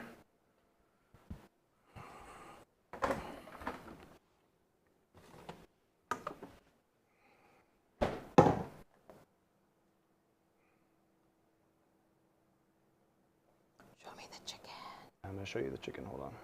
Okay. So the first thing we're going to do is, now that we have the chicken, is we're going to toss our red onions in the marinade. This is going to get a little bit of olive oil on them too, so that they grill up nicely. Everyone has told me to buy a cast iron. Yeah, they're cheap. Why wouldn't Okay. you? However, you need to know how to take care of a cast iron. I never, ever, ever cook on a cast. Well, I never ever cook, but I never cook on a cast iron, even when I did cook, because I was always afraid of how to take care of it later and then getting yelled at by Monty. It's not hard. You can even use soap on them, guys. It's not like old Wild West lye soap. You can use some mild dish soap on it, just a little bit, to clean it out. The only thing is you just have to dry it off once you're done cleaning it. And they come pre-seasoned these days, so you don't even have to season it really anymore. And they're in seasoning instructions online, and if you have to re-season it for any reason. But basically, you just wash it out with hot water or a little bit of soap, put it back on the burner, heat it up to dry off all the water, or just take a paper towel and dry it off. And then put it away. That's it. This is extremely easy. I was looking at getting a whole host of new pans and pots because my Amazon ones have worn out. Yeah, look, the thing about cast iron is that it's just really cheap. I mean, Lodge cast iron pans are $20 for a 10-inch cast iron skillet, maybe $30 for this 12-inch one that I have. They're extremely useful. You should also probably get an enameled cast iron Dutch oven because those are really useful for a lot of stuff. And you can get those for, a Lodge one is good and probably $80 or so. Most of the pans I use are not expensive pans. First off, because my expensive pans are all in the States in storage. I have some Mauviel like copper plated sauciers and saucepans. Is that the stuff we got for our wedding? Our wedding. But for the most part, I'm using a $30 carbon steel wok. This all-clad 12-inch skillet is probably about $120. It's the D3. But for the most part, I use a lot of cast iron and a lot of enamel cast iron and a lot of carbon steel. But if you want non-stick, I use a Tefal pan. The Tefals are here in Korea. If you want non-stick pans, and non-stick pans are great. I'm not somebody who thinks non-stick pans suck, and especially they don't suck for a lot of Korean cooking. Most Korean cooking is kind of optimized for non-stick, but non-stick are very useful anyway. It's just so much easier to cook eggs in non-stick pans. Like, as long as you're not scratching them up with metal implements, like use wooden spatulas on them, use silicone spatulas on them, don't use metal, don't scratch them and release all the carcinogens, right? As long as you're not doing that, and you're replacing them too. Really, a heavily used nonstick pan should probably only be used for a year or two, and then you kind of have to get rid of them, but they're so cheap. But Tramontina, those ones, if you're in the States, are very good. Can you elaborate on Dutch oven? Why is it better than having a stainless steel pot? Yeah, sure. So Dutch ovens are great. First off, because a lot of stainless steel pots are going to have plastic handles or lids that may not be able to go in the oven. So cast iron, enameled cast iron is going to go directly into the oven. The good thing about enameled cast iron is you don't have to worry about the kind of care that you would with a cast iron, because the cast iron is covered by a layer of enamel, which means that you can just wash it out with soap. You don't have to dry it. It's less annoying because it doesn't rust because it's covered by enamel, right? But the advantages of cast iron is it's a heavy pot. And when you cook with cast iron, what it does is it retains heat really, really well, and it distributes heat super evenly. So it's not responsive, okay? So like a stainless steel pan is very responsive, which means if you turn the heat down, it's going to cool off pretty quick, right? The cast iron is going to retain that heat, so it's harder to control it. But if you're doing like a long braise or making a soup, or you're browning a piece of meat and then you're going to braise it inside the oven, which is what we're going to do later this week with Moroccan food, so you can watch that in just a couple days. But it's just going to be a really nice way to cook things slowly for a long period of time and retain that heat. So it's really, really useful. Any kind of soups, even pasta sauces, but like long braises that you're going to do with various cuts of meat, it's great. Yeah, so anime nerd Fred Durst made some good suggestions. A big, high-quality Dutch oven, a good quality stainless steel pan, Yep. a good quality stainless steel sauce pot, Yep. a carbon steel wok. Yep. And with those 4 pieces of cookware, you can bake just about anything. I would add, a non-stick pan for that, because like you can cook eggs in those other things, but like let's just be real, eggs are like a million times easier. An 8-inch non-stick skillet and then like a 10-inch non-stick skillet will probably do you really well, and those things will cost like probably $60-$70 for both of them together. All right, so here's our chicken. that is now, we've got it coated with our red onions. So what I'm going to do is I'm going to start to turn on our 2 pans here. And I hope I'm not going to overheat the phone again like I did last time I tried to cook underneath Monty, you have it. a nice haircut. I wonder how much did it cost? Like $40 maybe? We have a really great It's a really good barber here. Really good.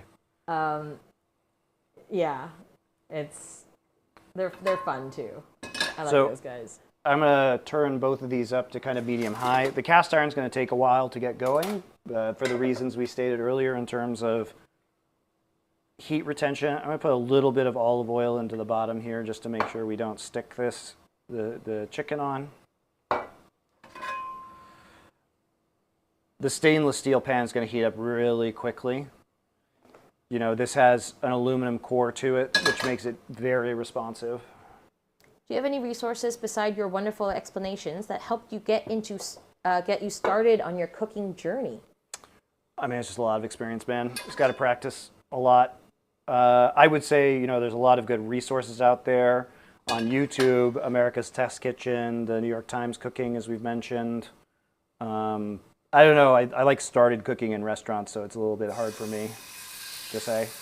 Good barbers in New York are like 100. Yeah, well, we're in Korea, so it's... Also, I have white person hair, so we had to find a barber here who can do white person hair as opposed to Asian hair, which sounds funny, but it's true. When I'm in the States, I have to find someone who can do Asian hair because women who... It's just like, you know, black women find women who can do black hair because we just have such different textures that you need to find someone who knows how to do that specific type of hair. So I'm going to put 3 of these chicken thighs skin side down in here because that's going to crisp up the skin really nicely. This is on kind of like medium high. I'm going to turn this down to medium now because the pan's already heated up. Waiting for Monty to install the giant shawarma skewer rotisserie stand in his kitchen. That's when I go back to the States and buy a house. So I'm just going to unstick this right now, just a little bit. So I'm doing it this way.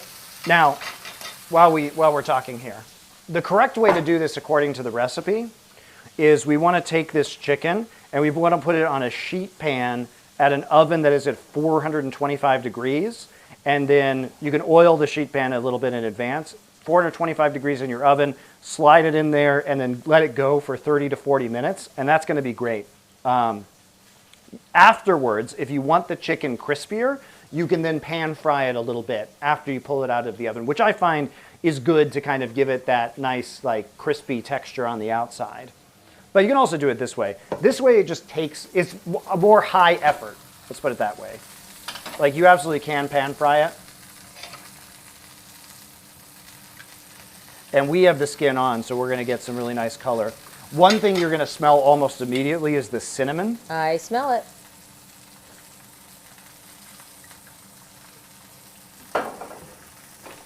So I'm going to move our camera just a moment.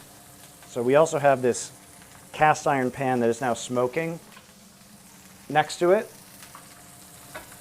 So I'm going to do this 2 ways, basically. So I'm going to add more chicken thighs and some onions to this. The onions are going to go on this one just because I'm going to turn the heat down on this. It's too hot. The onions are going to go onto this pan because I know I'm going to get a nice char on the cast iron.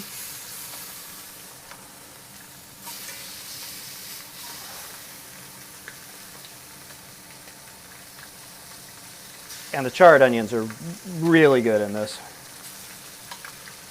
Lamb-free lamb has just followed. Lamb-free lamb? What are you made of? I don't know. But let's make some lamb. Oh, well, we will in a few days. Yeah.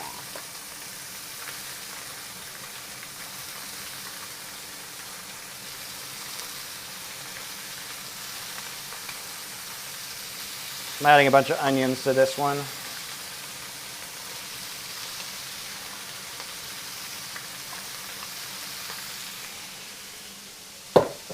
So we'll kind of try this both ways. Again, I'm not doing it in the oven because I'm in Korea. We don't have a good oven. Oh, yes. Oh my gosh, that looks so good. Nice crispy thigh skin. Oh yeah, Chicken City.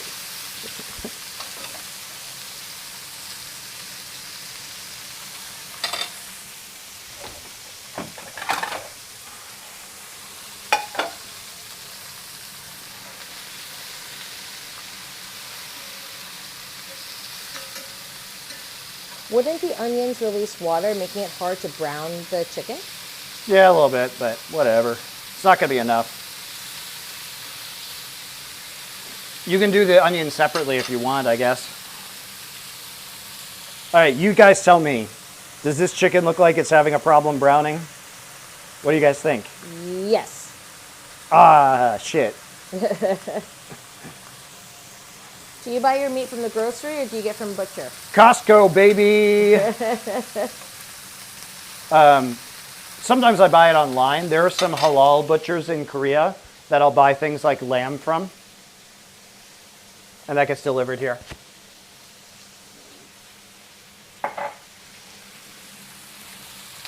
But Costco has excellent quality meats. There's not really a reason to not buy at Costco, frankly.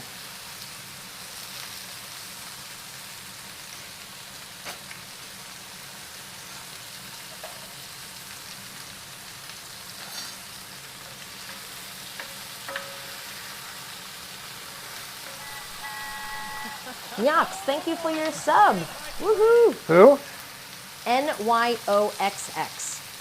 Nyox. Shout out. Do you buy your cookwares from Costco too? No. We did for the nonstick fan. Yeah, I mean, they have Korean cookware, which is like not my favorite, but you know. I mean, I would. Probably in the States they have stuff I would buy. Ian Lamb 123 says, I'm hungry. Look at that, guys. Look at that sizzle. Woo! Oh my God, that looks so good. I'm going to take this off. This looks good. Let it rest for a little bit. I'll keep them. I got to keep them separated. Hey. Are you disrespecting me? Here's our cast iron one. Oh, Nyox, I butcher everybody's name, and Monty is apparently really good. He said, you're the first person to pronounce my name correctly. No offense at all, because I butcher everyone's name.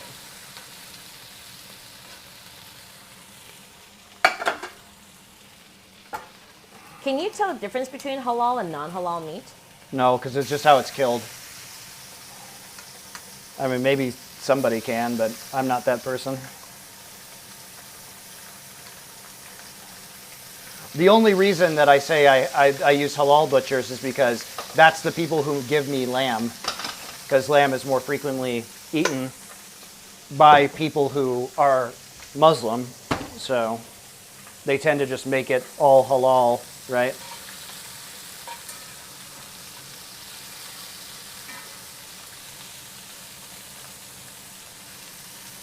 Have you ever made Hanu beef?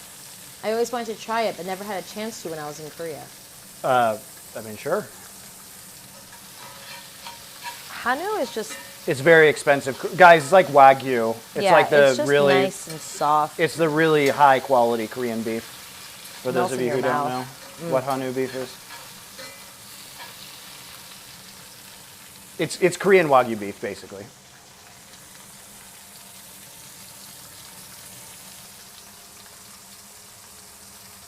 One of the fires went out.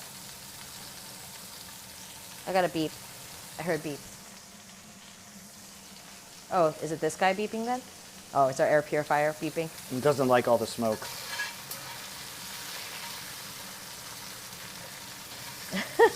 As you can see, we're getting some nice char on our onions here from the cast iron skillet, which is what we like.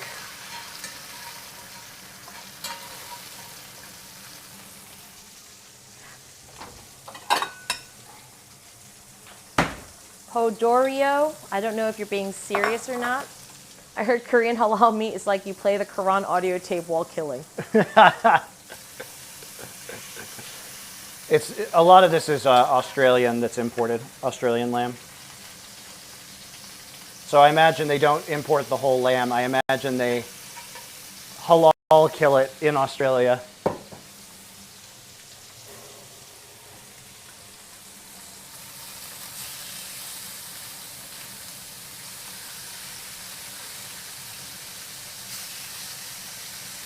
Oh yeah, we got the crispy thigh skin. God, that looks so good. When do I get to taste test? Right now. Yeah. Hold on, show us both of them side by side. They're gonna look very similar. Okay, here we go. This one is the stainless steel, this one is the cast iron. I will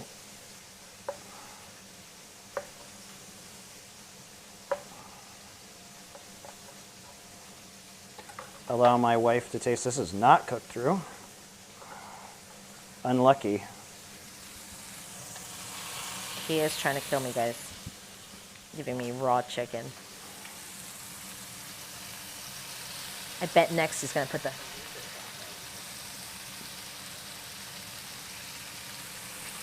Much love from LA to both you, Monty and Susie. Are you barbecuing for the 4th of July? What's the 4th of July? No, I'm going to be, we're not going to be here. I'm going to be in America. No, you're not. You're here. I will be just back here. So, are you grilling or not? No, because I don't have a grill. I would, though. I would if I could, but I can't, so I won't.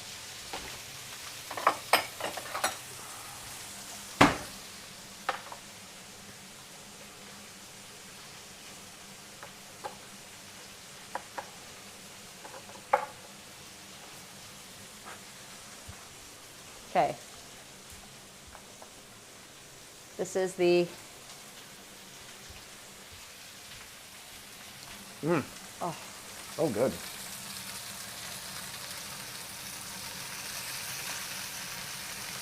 Oh, it's seasoned perfectly, too. It's like right amount of... It's not too salty. Yeah, you got the nice Middle Eastern spices on it. Yeah. Oh.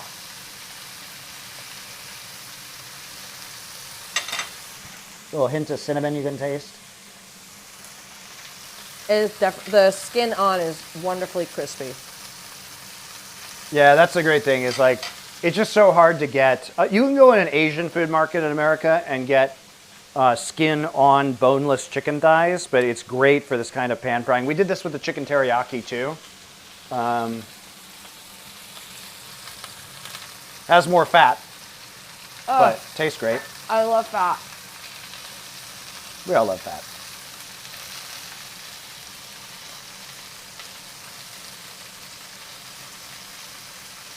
That tastes so good. That is so good.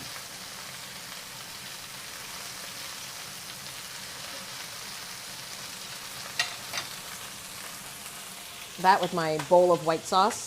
Oh, God, I can't wait. All right, here we go. We have our, I'm gonna get a wooden spatula here. You wanna check this out, guys. We have our rice. That is now finished and it's been sitting for a nice long time. We did not burn any to the bottom, which is excellent news. As you can see, we have this, oh, it smells so toasty. And we have this beautiful toasty golden rice with the turmeric and cumin. Yeah, mustak. It's a very Asian thing. Thighs with skin, without bone. Yep.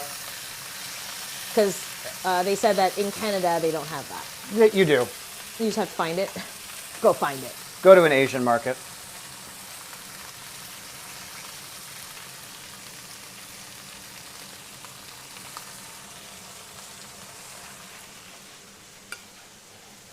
Sorry, I was moving our stainless steel ones over. I just find that the stainless steel cooks chicken so well. Cast iron's great, and if you were going to make, like roast a whole chicken, a cast iron pan is great to put that chicken in to catch all the drippings. Yeah, it's great for cooking these onions, but not sure I'm 100% sold on the chicken thighs in this one. But the onions are great. Look at these. Oh, yeah.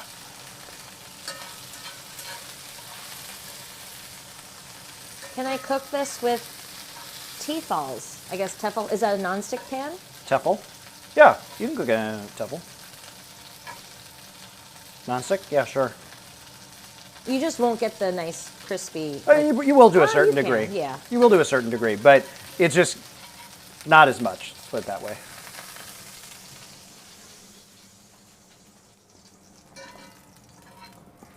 But yes, you can.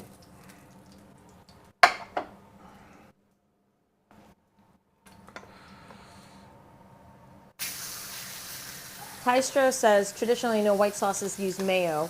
Yep. The ones I taste always had that nasty tang from the mayo being overpowered. I'd replace it with tzatziki. No. Look, if you like tzatziki, you like tzatziki. They're different sauces. You just have to accept that the white sauce is just going to be a very Americanized, terrible for you, but really delicious concoction. So I'm going to cook the rest of the onions just in the marinade here. Yes. So what I'm doing is I'm just cooking all these onions now. And as you can see, this is more annoying than doing it on a sheet pan would be. But also, I think you're just going to get better texture, and especially because if you cook this on a sheet pan, in order to crisp it up, you're going to have to pan fry it at the end anyway, or put it under the broiler perhaps for a moment. So, I don't know. May I test the cast iron chicken? Yeah.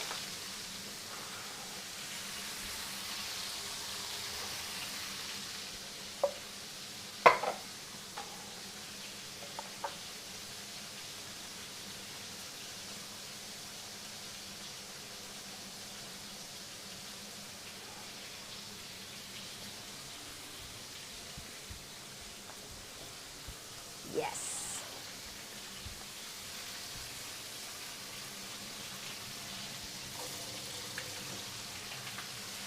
Okay, this is good too, but Not quite as crispy. maybe because you put this back in with the sauce, No, they're not quite as crispy. yeah, it's not as crispy, but I feel like it's more flavorful.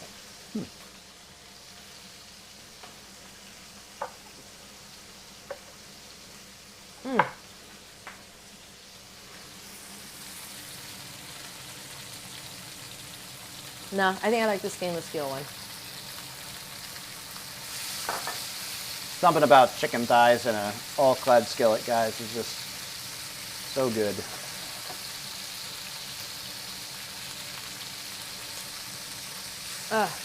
I wish you guys were cooking along with us, because then you can taste it. And I can be like, it's amazing. And you'll say, yes, it is, because I'm eating it with you. Well, that required me to get them the recipe sooner, so it's really my fault in the end. That's one of those things that will be changing, guys. Don't worry. I will be more ahead of getting the recipes out. There's a lot of other improvements that are going on with this content now as we start to ramp up the video edited portions. Yeah. But how much difference does it make to have good pans? Huge. They're the tools you're working with, man. Like, it makes a big difference. My girlfriend is pushing me to buy Hexclad. My dad swore by All-Clad. Seems to Hexclad is nonstick. I've never used a Hexclad pan, so I can't opine on them. All-Clad is the stainless steel, but it's very different.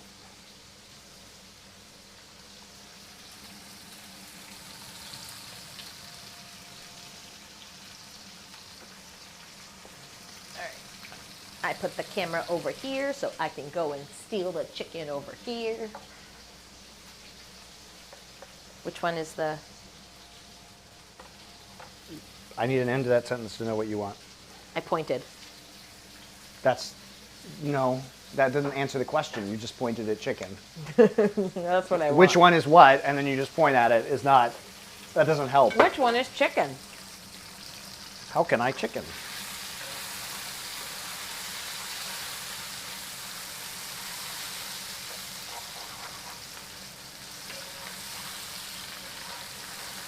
Here.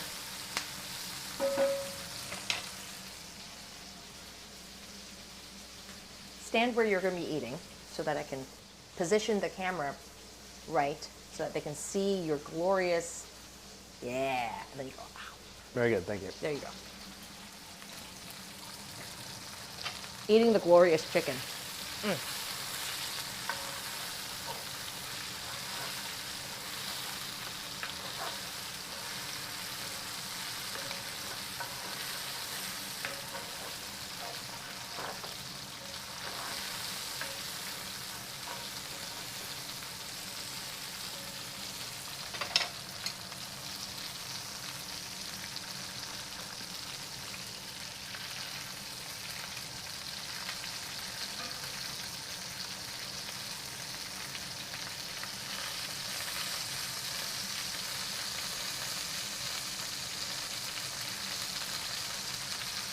Carbon steel is also a good choice. Sure. I use that for woks. I don't usually use carbon steel pans, but there's nothing wrong with them. Kind of what you prefer to use, guys.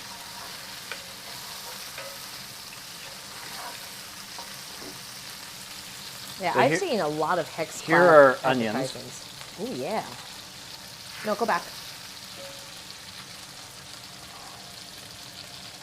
Here are onions. I'm going to put some more in there. Nice and charred. I like the charred bits.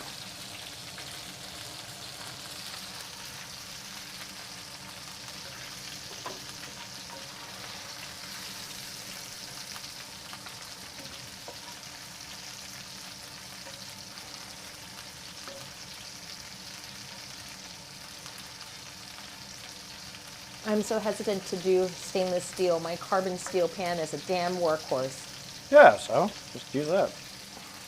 Use what you like.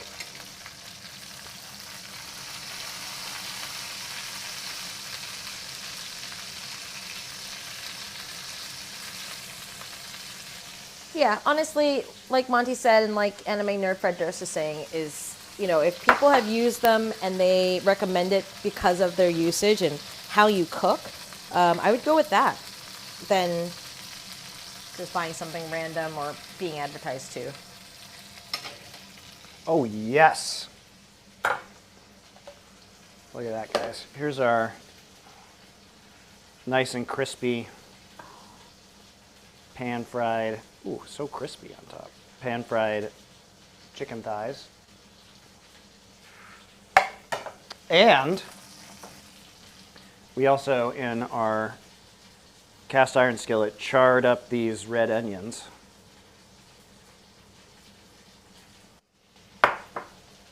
Get a few more roasted flavors in there.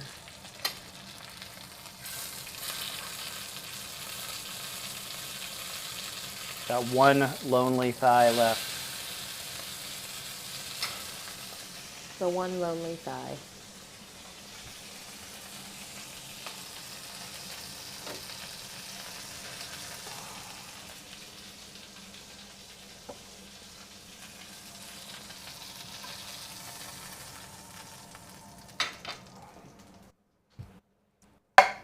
All right, we're gonna put it all together.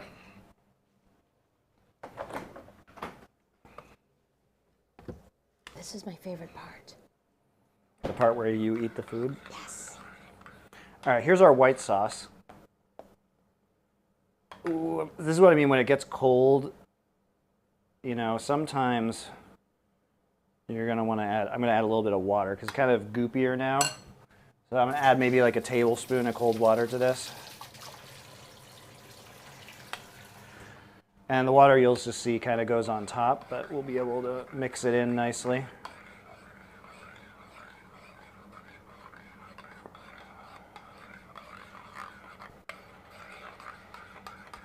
So sometimes when it's chilled or it's been in your refrigerator overnight, you're gonna need to add. I love ranch.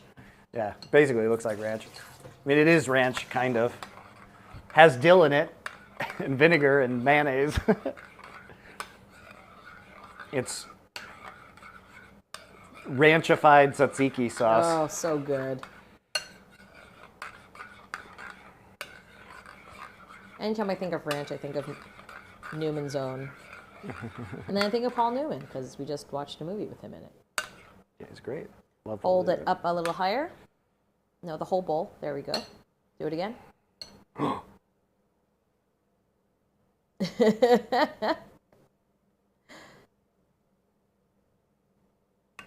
Look at that consistency. So pourable.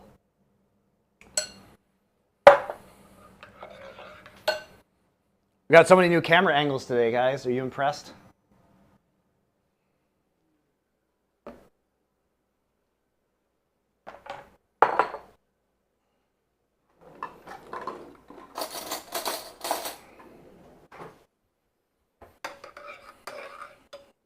All right, so we'll get all of our ingredients over here, and we'll start putting our Halal Cart chicken bowls together. First off, let's cut some more of these chicken thighs up. The color on the side camera is weird. Which one? The one that was just in his face? It's an iPhone. I can't really check the color on that, I don't think. That sounds like a color correction in post.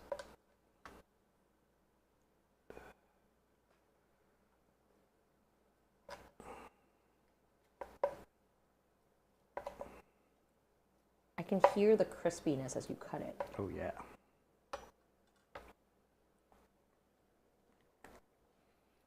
So what I'm going to do, we're going to get a bunch of this rice in here.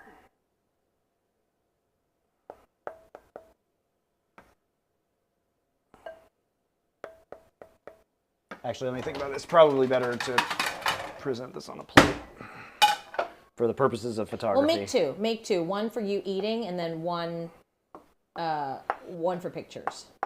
One for you. But I think probably on a plate is going to be the better way to present this. Plus, you would kind of get this in a more plate-like clamshell in New York.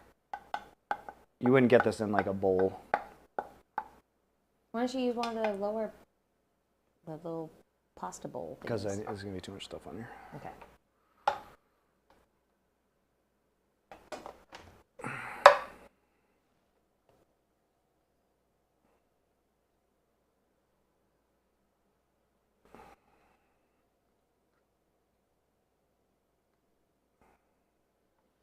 We do long for the flavors of New York, as I do. I could almost smell the streets.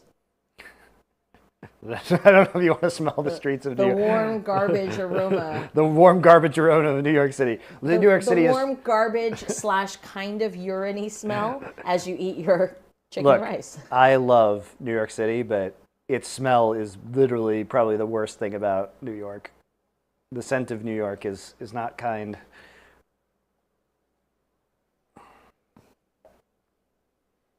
It has a very distinct smell, though. Yep. Like right when you enter Hot New York, trash. especially when you go in the summer. Yeah, the hot trash. You go, Yep.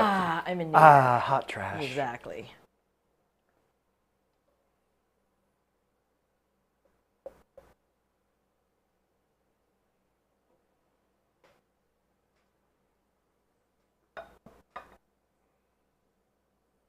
Are you just onioning it everywhere? Okay. How's that look, guys? What are your thoughts?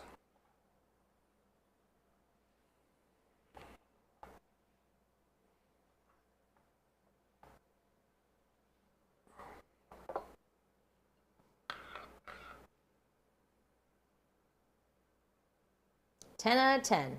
It needs sauce. There we go. We're working on it.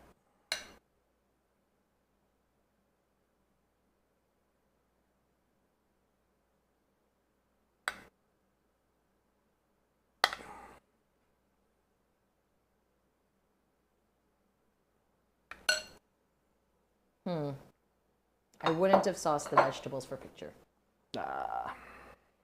Ruined.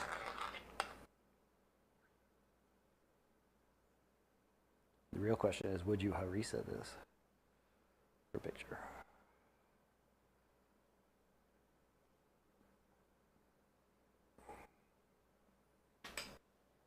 There we go. What do you guys think? Our excellent halal cart plate. Yum. I'll make one for myself quickly. That's for you. No, it's not. Yeah, I'm not having the one with the harissa on it. Deal with it. Oh my God. Yeah. Can we make another plate? I'm going to do something different with this sauce. All right. My food stylist is coming, guys.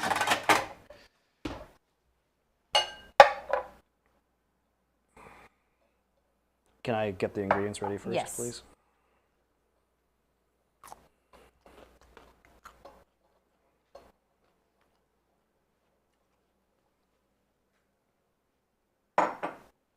Would you eat my halal cart chicken?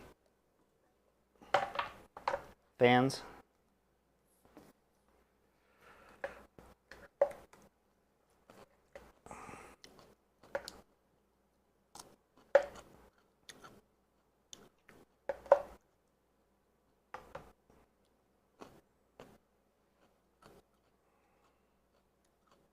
Would chat eat chicken?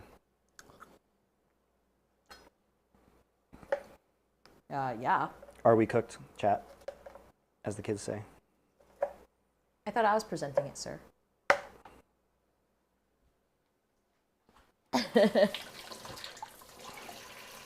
I would put the chicken on top of the rice.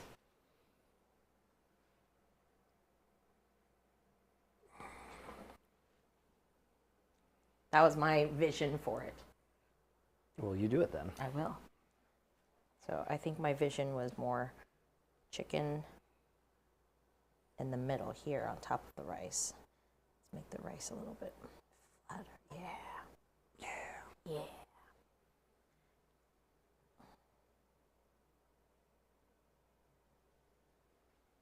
Probably need a couple more tomatoes.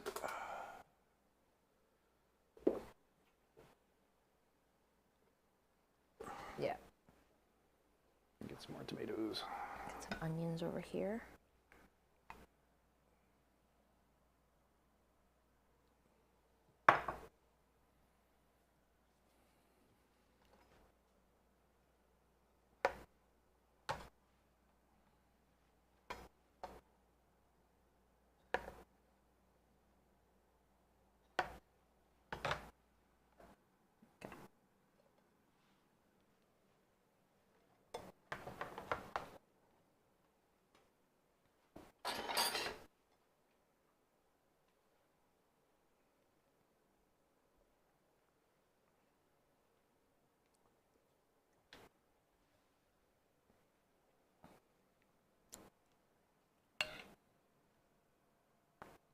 You told me not to do it on the chicken. Only over the chicken, not over. Oh, only over the chicken. Yeah, I would just do it over here, not over the vegetables. Got it. That's how I would do it. Got it. I don't know, guys. This was my vision for it. I don't know. Here's Monty's, and here's mine. Okay, fine. It needs harissa on there. Fine. For the visual appeal. It looks so good. Plus, people who see this are going to be like, where's the hot sauce? If it's not on there. All right. All right, here we go. Here's mine. Which guys do you prefer? This is option A.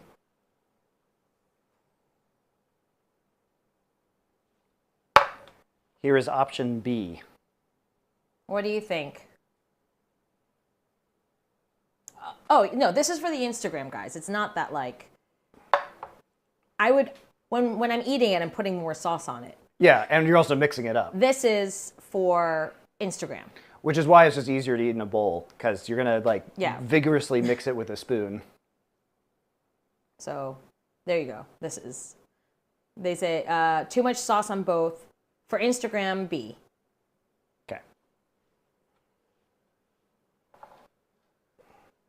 For eating, it doesn't matter. I'll dump it in a bowl and I'm just going to eat it. And add more sauce. That's what I'm going to do.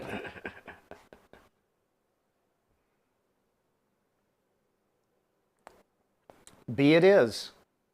But first, I will take my own bite of this before I remove that camera.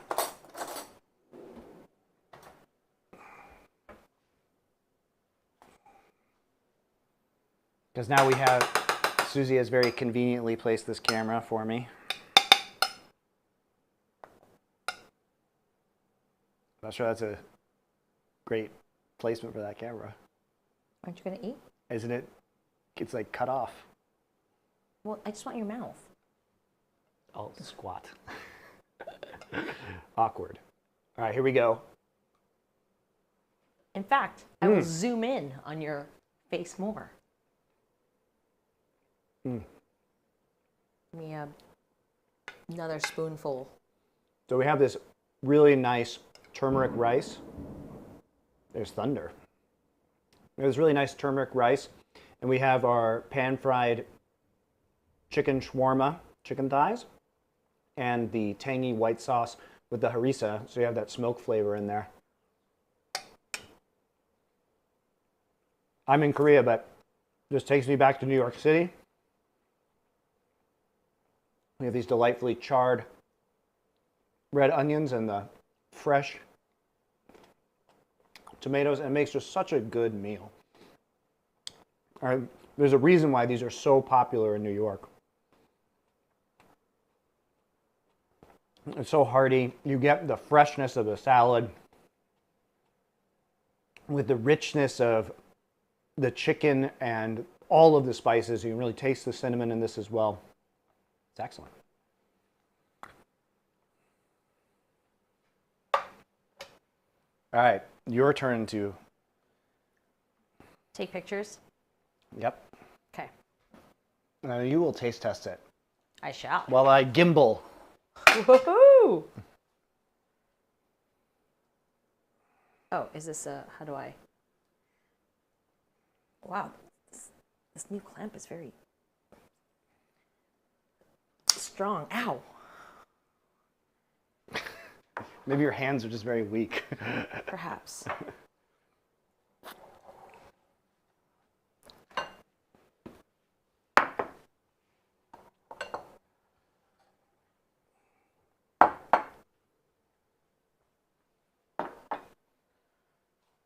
I do wish I had better lighting for this. Well, I'm going to solve that problem soon. I'm going to get better lights on here, guys. Nah. No. Absolutely not. All aboard the Korean hype train.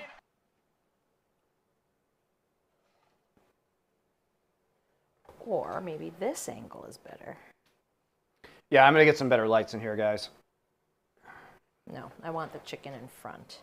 That is a lot too much sauce. I messed up on the sauce. Apologies.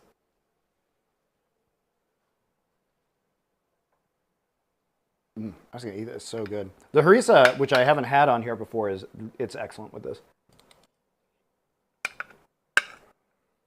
Okay, we should be good. Here you are, sir. Time to gimbal. Yep. I'm gonna eat your plate. Okay, go take it. Take it out.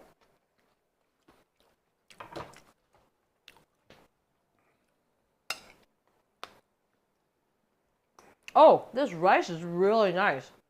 It's very toasty. Yeah. There's a lot of flavor to it, the rice. Our Farley dude, thank you for your sub. Welcome back, R. Farley.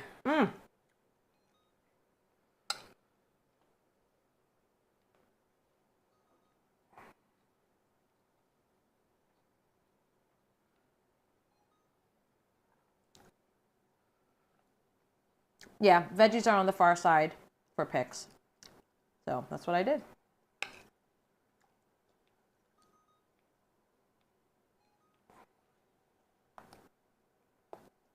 Okay, I would like you to work now, Gimbal.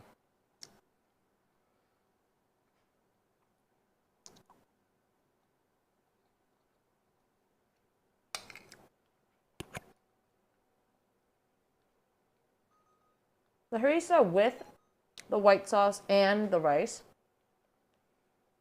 makes me feel like I'm not going to die. It's really good. There's just the flavor of the harissa is so nice. Yeah.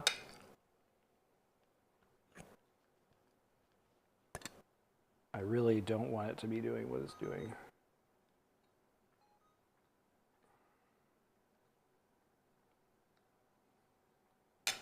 Okay, I lied. It's not that hot, Susie. Get over it. It really is not hot, guys.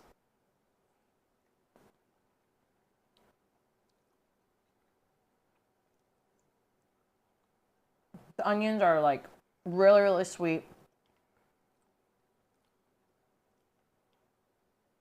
Okay, I really don't know why it's doing what it's doing right now. It's actually a big problem. Sorry, guys. I'm not. No. Archie, I hope you are enjoying the gimbling. I am not enjoying the gimbling because it's not working.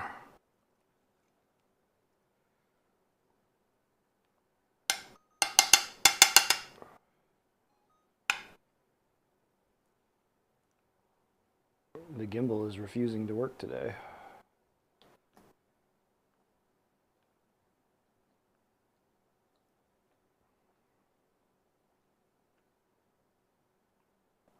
What the heck? Here, you guys can look at the food instead. Sorry, guys. Having some weird problems.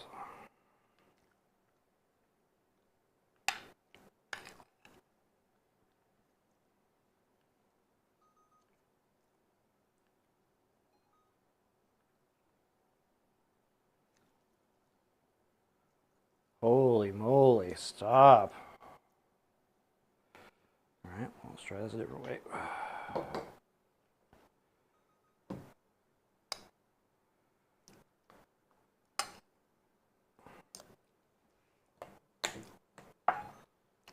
There we go. Nope. Just kidding. There we go. All right, cool. We got it now. Everybody's favorite gimbal time.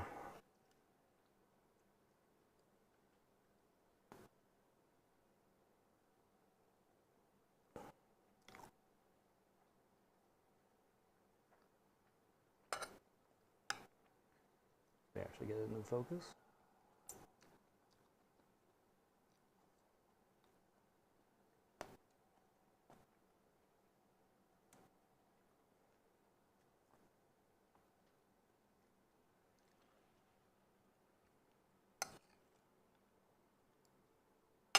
How is it, Susie? Oh my god, it's so good.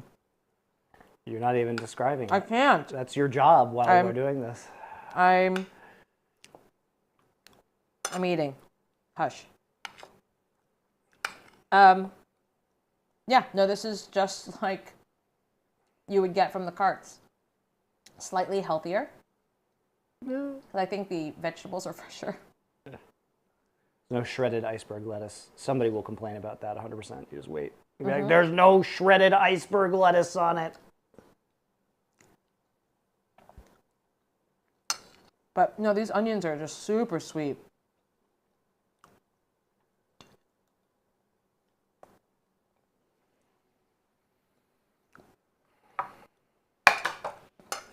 The rice is nice and toasty and smoky, nutty.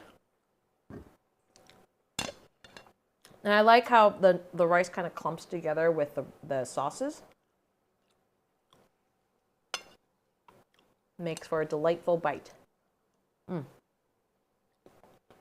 a big fan of this harissa on this now. Because you can use any hot sauce, but I feel like the smokiness and extra spices in the harissa are super good on this. You can buy jarred harissa too, guys. You don't have to make it yourself. You don't have to be crazy like me.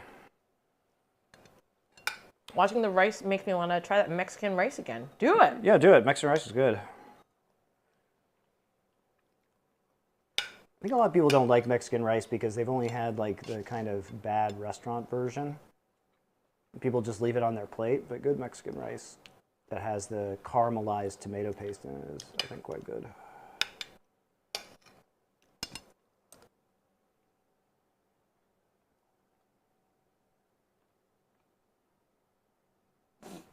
It's one of those dishes that I think is just unfortunately made badly a lot of the time.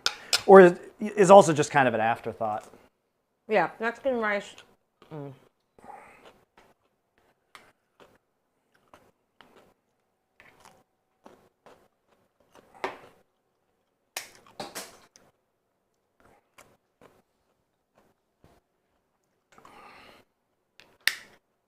I like making taco bowls with it. It's a great healthy meal. Yeah. I like making taco bowls a lot too. We haven't done any Mexican food yet, but I do love some Mexican food. Go ahead and eat my Instagram. Eat my Instagram.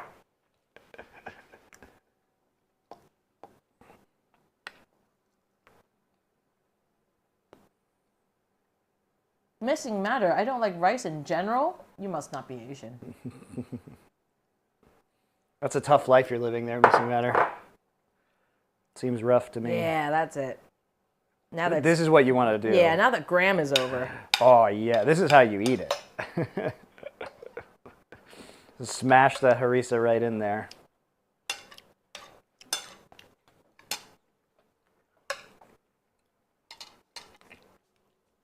I'm coming to steal more chicken. Woo. Woo.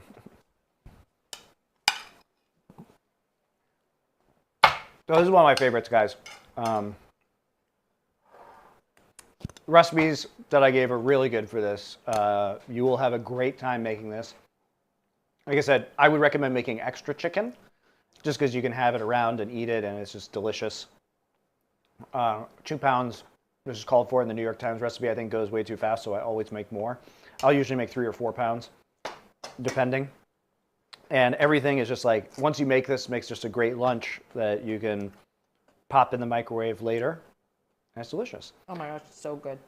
Next time, which will be Wednesday night for you guys at this time, we are going to be making Moroccan food. And I really like Moroccan food. And what we're going to make is a very decadent lamb and apricot tagine. So this is one of those things that's pretty fancy. It's going to contain saffron.